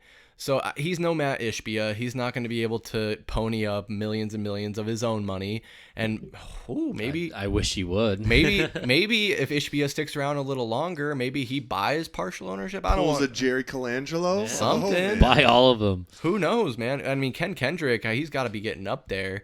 But speaking about guys who aren't spring chickens, Mike, we talk about Paul Sewald, and he was one of those guys in arbitration who got the 1-year deal, but he's not getting any younger. How much, Tallman, is he going to be a viable starter long-term, or do they really need to start looking at grooming guys like a Ryan Thompson, like a Kevin Ginkel more specifically, to overtake that closer role in the future? Oh, totally. I mean, yeah, Seawald's 33 years old, so yeah, he's no spring chicken. He's past his prime. Right. That's a Mike-ism. He's past That's a his prime. Mike-ism. Yeah. I mean, Ginkel is. Oh man, that dude, he's just lights out. He's gonna be your ninth inning closer. It's gonna happen.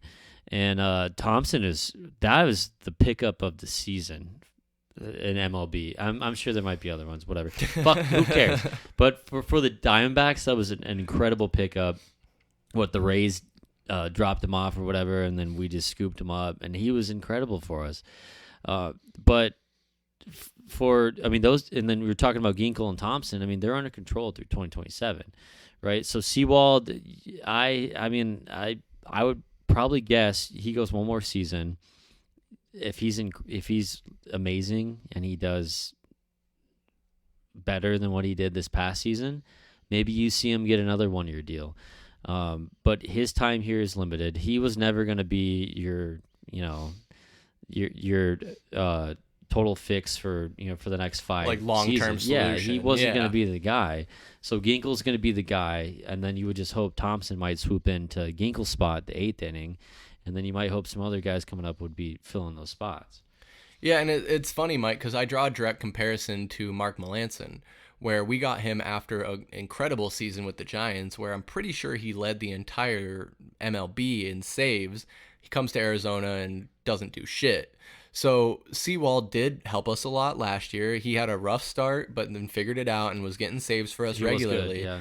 If we see a step back from him this season, does that accelerate the timeline a little bit? I think it has to, because you have to think about the pieces that are brought in and what we have right now. And the time to strike is still right now, no matter what the people are doing around us, a.k.a. the Doyers, right? Like, Yeah.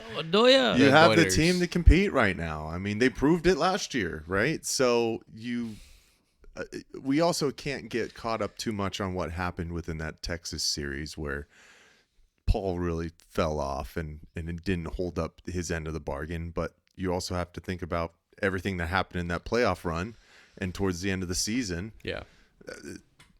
You give him the go. You trust his leadership in a veteran form, and you continue to groom these guys. And I'm with Tallman. I think it's only a matter of time before Kevin Ginkel becomes your guy, because he's got some shutdown stuff. And I'll be excited for that day when it does come, because I have faith in that. But I'm totally okay with rolling with Seawald right now. Yeah, I think that has to be the consensus. I mean, we got a good group of guys that just come off a great season. And, I mean, Tallman, correct me if I'm wrong, but where I'm sitting here and the way that the last year is shaken out, I'm so much more optimistic for this Diamondbacks team than any Diamondbacks team that I can remember, aside from, obviously, like the 01 Diamondbacks and that time period. But in recent memory, I mean, we remember times like you mentioned Paul Goldschmidt, Archie Bradley was even a guy that was great out of the bullpen, a guy we talked about being our closer. But maybe I'm misremembering. Maybe I just have these rose-tinted glasses from last year's run. But it seems like this team is far more serious than any Diamondbacks team in the last decade. Is that fair to say? Yes, it is. I mean, how can you sit here and not be excited about this team when we just went to the World Series, regardless of if we won or lost? But I mean, I'm with you. I mean, it's because I think the biggest part though is you're seeing it out of the ownership, right? Because in 01 we went to the World Series, but what major pieces did we add to that team after? Where this ownership and this front office is realizing that, hey, yeah, we went to the final dance, but we could be a lot better. They're noticing their weaknesses, and we've already seen them add, hopefully, a top 3 pitcher on our staff with Erod, which that was big. This team doesn't spend money like that. The last time they spent money like that, they basically just lit it on fire and gave it to Madison Bumgarner. And then before that, it was Zach Greinke. And then before that, who the fuck knows? Don't even mention how much money we gave to Yasmani Tomas. Yeah, but that's that's a name you probably haven't heard in a long time. Yeah. What's that? What team is that guy playing for? Oh, that's right. Yeah, no nobody. team. Yeah, they probably finally stopped paying him last season. Oh, Jesus. if that. Yeah. But I mean, just seeing for them to come out and say, "Hey, this is going to be the biggest payroll this team has ever had in the history of the team," and they're acknowledging that we did something extremely special last season, which is crazy because we could do a lot better, and like we had some holes, and we can add a lot of talent. So let's go out and spend the money, add that talent, and then what the hell could we do next season? Right, we Based were already off what we did. Yeah, we were already good last season, and with the pieces we've added, in theory, we've only gotten better. I mean, Lourdes Gurriel posted his goodbyes on Instagram, and then he's right back.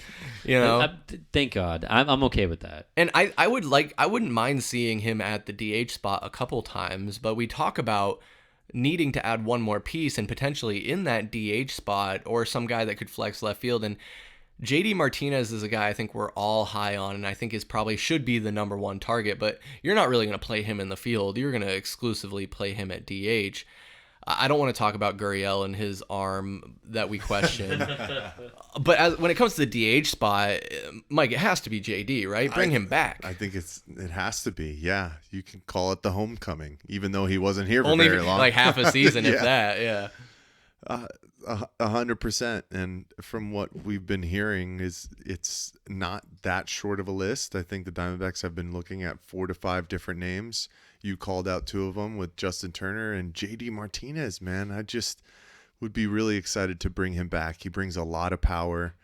He can get you extra base hits like it's no other. Just putting him in that 4 spot, if that's where you want to hit him, bringing in runs, getting Corbin Carroll on base, giving him opportunities. Yeah, it seems like a no-brainer, right, Tallman? It really does. I mean, the guy's old. He is. DH, that's why you DH DH him. Yeah. Look at how much Poppy did as a DH. Turner's old too. Fools. But JD Martinez, just to throw his stats last season, the guy hit 33 home runs, 103 RBIs. Yeah. Holy So- fucking And shit. that So next oh to my Christian Walker. Inject that into the D-backs lineup. If he can repeat that, oh man, Even if he doesn't repeat it, if he gets close. Yeah, that's even if he gets still close. Solid, yeah. So I am on the Martinez train, and I was telling you guys earlier, it's like, I don't care if he wants $10-15 million. I mean, he's that missing piece right now. And you give him whatever he wants, because he's not going to be, you don't need to sign him. He's not looking for 8-10 years. The guy's looking for maybe 1 or 2, Yeah. maybe 3. You don't need to give him 3, but give him 1 or 2, pay him 10, 12, 15 million a year, and call it a day, because he would be such a boost to this fucking lineup that I would donate to them to sign him. I would. Honestly, I would, because that's how important that he would be to this team. And you just have to think about the top of this lineup, right? If you're going into next year, you're putting it'd be Carroll at dirty. 1, Corbin Carroll at 1. Okay. Ketel Ketel too. Ketel Marte, who can move him over on the base All right, paths. who's 3, Michael? It's Christian Walker. Okay, who's 4? It's JD JD Martinez. See? Martinez, Oh, baby. man. And I'm who's about to 5? Who's 5 coming right after him? It's Gabby Moreno, who came on after Man, the I'm second ready for a half of the hot dog season. to come down my hallway. Gurriel right in now. 6. I mean, Put him in the 6th. I mean, you can go interchangeable. Yeah. I think Jake McCarthy should and probably will get some more time in the outfield, and they might. You think split you think duties he's a gonna little bit make? more. You think he's gonna make the roster? I think he should. Or I'm sorry, I think you got to make the- sure that you have enough left-handed bats in this lineup, so So you think he makes 25? you're moving around Okay. a little bit more, and then yeah, Geraldo Perdomo is already an all-star who is continuing to grow within his did real good in his playoffs. time. I mean, he's a young guy too as well. It's like that's the beautiful thing about this roster right now too.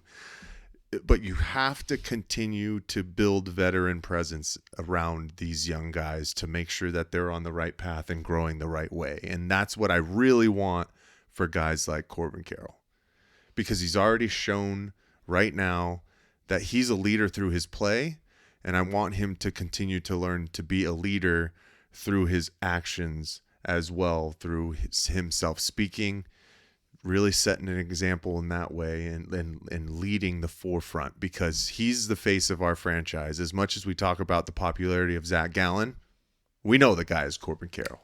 It's Corbin. And especially when you consider the balance, right, between the young guys and having veteran leadership in there. I think JD Martinez just adds to that. He is a pure hitter. Tallman laid out his stats. He will be able to give pointers and be in the ear of these guys and talk about being in a slump, talking about going through tough times and adversity. It's almost like Longoria that we brought in last year. We weren't expecting incredible production from him, but he's a guy who's been around the block. He knows what he's doing. He knows what he's talking about. And I'm really impressed with Mike Hazen and what he's done in building this roster up until this point.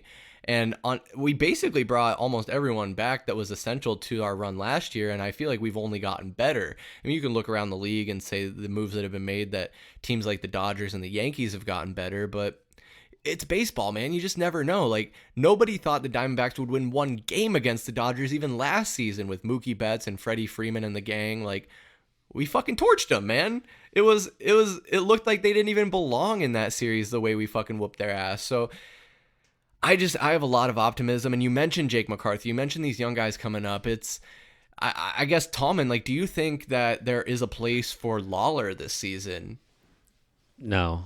I know, yeah. No. But do you trade him? Do you move him? No, you keep him. He's the best player you have in your farm system right now. You do not get off of him. Is he on the 25 to start the season, or do you think No, he's he's not on the 25. No, he's in AAA. Because I think you got to ride Perdomo, because what Perdomo gave you from the ninth spot throughout the playoffs was great. He was an offensive starter. Like he'd be in the ninth spot and he would get on base. So what he did was great, and he had great defense as well. I mean, you got to roll with him, because he had a great season in 2023, and you got to stick with him. I don't think he deserves to get thrown off, traded away, and you bring Lawler in.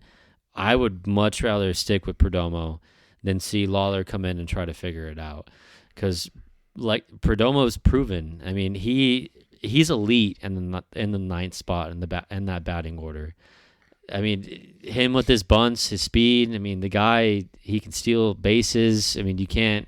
That was a huge thing for the Diamondbacks that. last season, is how well we are on the base paths, and guys like Perdomo and McCarthy really just add to that. And Lawler's pretty quick too, but how does he factor in? You can't play him at short. You got Eugenio Suarez to play third, so yeah, so he's not going to be on. There's no spot for him. No, he's not. He's not a utility guy.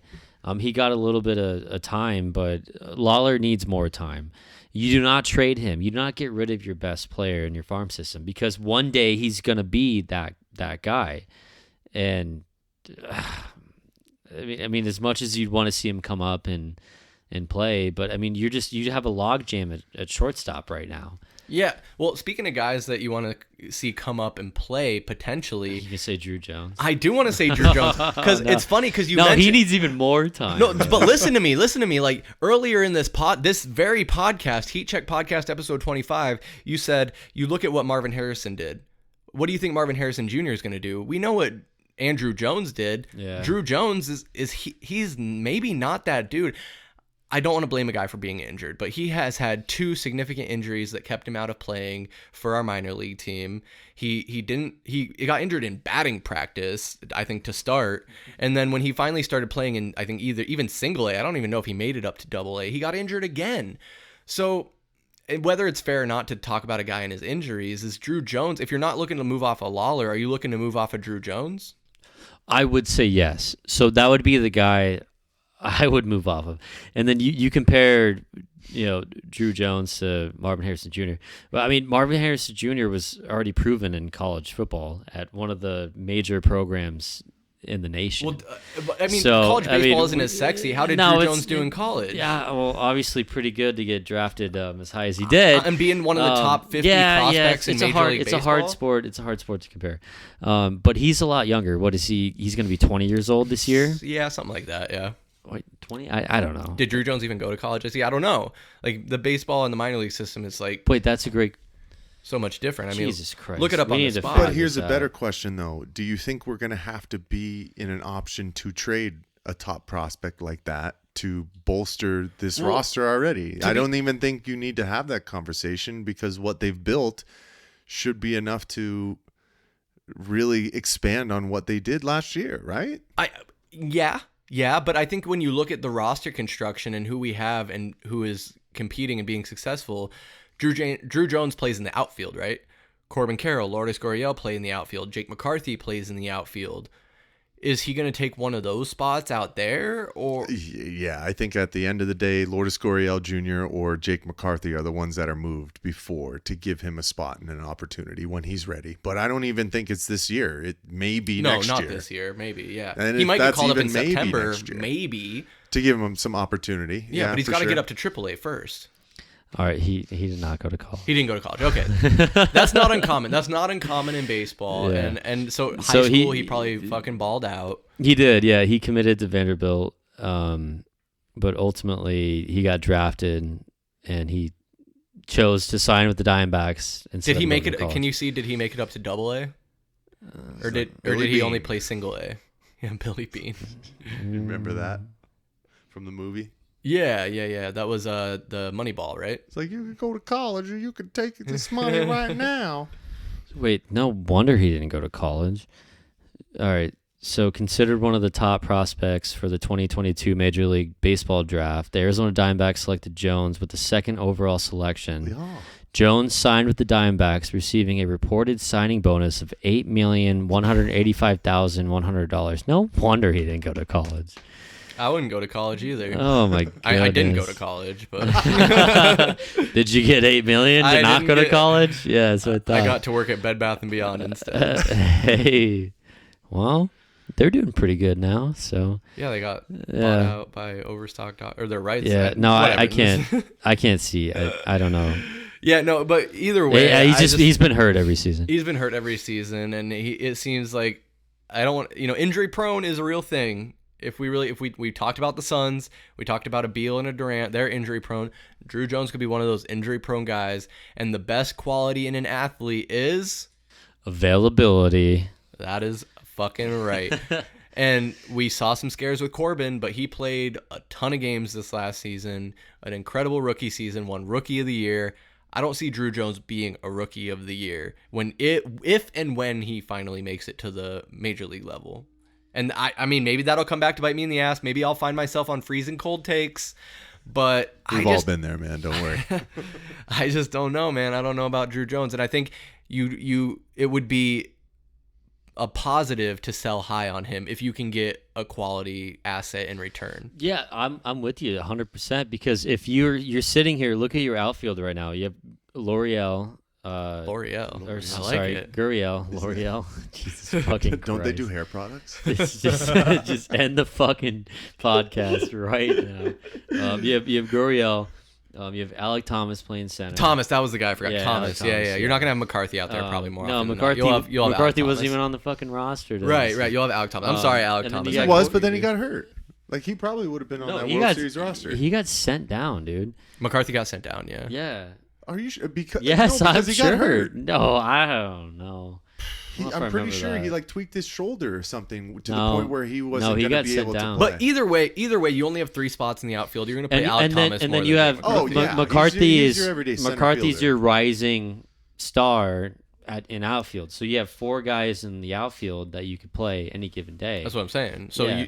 So of course, I mean, we would love to see Gurriel slip in a DH and then Jake McCarthy go out there and sorry, I said his name wrong. You'd like to see L'Oreal slip in the DH and then McCarthy play New left nickname field, unlocked, L'Oreal. right field, whatever. L'Oreal. Because that speed between McCarthy, Thomas, and Corbin would just be insane. Yeah. So Jones is fast too, though. Yeah, He's fast. Well, yeah, but Drew Jones is looking expendable right now. He is. It's good problems to have, man. Yeah, but Lawler's not Honestly, because you're yeah. struggling with your third base. Who knows what happens with Eugenio or what's his name? Eugenio. Shit. Eugenio. We sat here and called him Eugenio for like a month and a half. Geno so, Smith. yeah. So you don't His know nickname what's is going on. Geno, though, Yeah, to and be then fair, and then you got Cattell that's aging. You got Walker that's aging. You got to keep your infield Don't you prospects. dare talk about Cattell like that. Oh, he will is, never age. man. He was the only guy. He was the only guy on He's the the roster. same age as me. Wait, what are you saying? And you're past your prime. dude. He was the only guy on the roster making more than $10 million last season. That's crazy. That is crazy. And I mean, we can just sit here and speculate all day and night about what they're going to do, what we think they should do. But at the end of the day, like Mike just said, those are good problems to have when you're talking about being spoiled for choice at a position and having to make a move. I do agree with what you said, Tallman. Like, Lawler has to stay around just because the shortstop position is kind of a question mark, right? We got rid of Nick Ahmed. We DFA'd him, said GTFO, and kind of meant that we were going all in on Perdomo and Lawler to be our future at that position. And I think right now, as I'm seeing it, Perdomo's more of a year-to-year proposition, and Lawler is the long-term investment. And I think that's smart. He didn't impress me incredibly when he did get called up in September and the few times he pinched hit, but he's a young guy. He's got room to grow. And what do you expect? He didn't do nothing. He got on base a few times. I think he had a stolen base or two. So I'll give him a chance, but Drew Jones is a guy I do think is expendable and a guy that you could move. But again, it comes down to what are you going to get in return? Is it going to be worth it in the long term? Are you talking about prospects or are you talking about a guy that can perform now? And if you're talking about a guy that can perform now, you're talking about spending money. So there's a lot of things that go into it, and I think it'll just be really interesting to see. The last thing I want to say, though, is spring training, the opening day of the baseball preseason, I guess you could call it, is 41 days away from today, so a little less than a month and a half. A lot of teams have already announced that pitchers and catchers will report around February 14th, so I expect the Arizona Diamondbacks, will follow suit and have their pitchers and catchers report mid-February, so we're already getting so close to baseball, and it's crazy because even though it was the beginning of November that the baseball season ended, it doesn't feel like it was all that long ago, and especially considering that there's something to be excited for.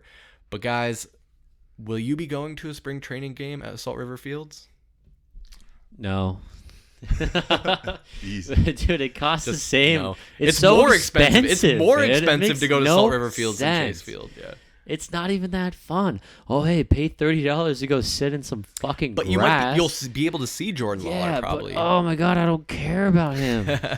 No, I'd rather pay $30 to go sit at Chase Field and watch a game that actually fucking matters.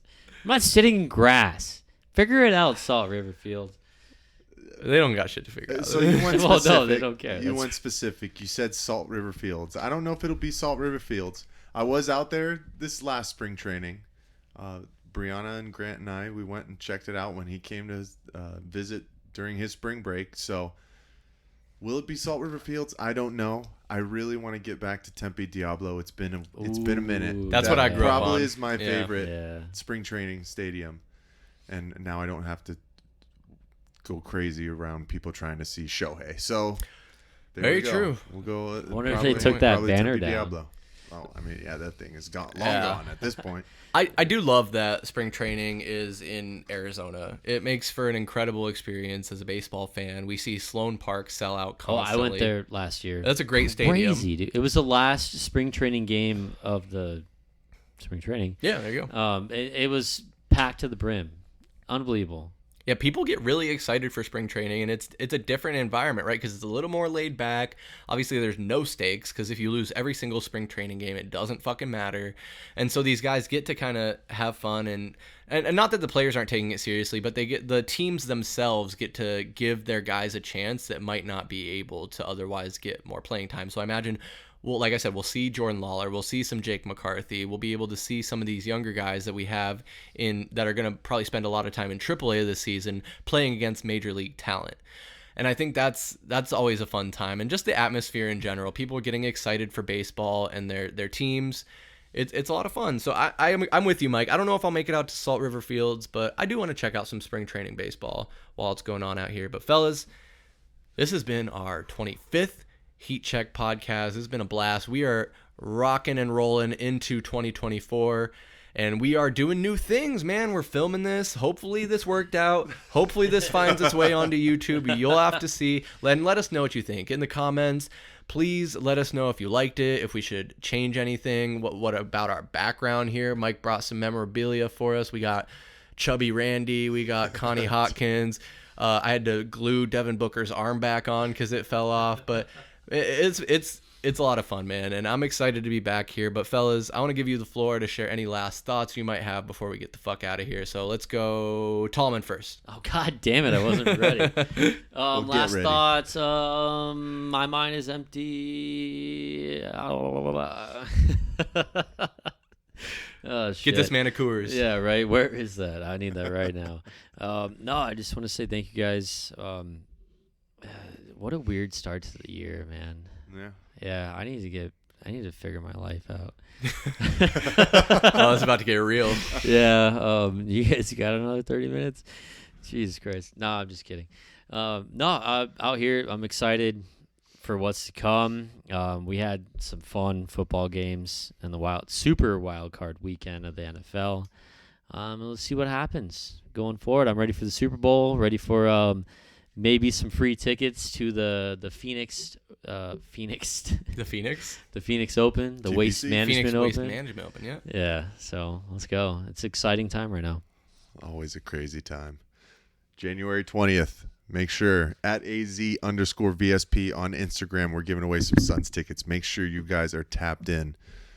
Very excited for what we're doing here, fellas. I mean, that's the beautiful thing about doing this, right? We're getting close to 2 years, adding new wrinkles, going to be doing some maybe documentary style kind of stuff, deep diving into the Valley and some stories from back in the day that people might not know about or try and remember once again, so we can all relive some crazy Valley times. But Tallman, Chris, always a great time, man. Yeah, it's been a lot of fun, and I echo that. I'm really excited for what this year is going to bring. We are trying to evolve and become a product that you guys want to tune into and watch. And, of course, I always say if you've made it this far in the podcast, you're a true fan, and we really appreciate you. Shout out Dave, one of our newest subscribers. Love you, bro. We're going to have you on one of these times, and I guarantee you we're going to make that happen. But I appreciate you, fellas. Michael, Tallman, and for these guys, I'm Chris Patrick, and we will see you next time. Peace.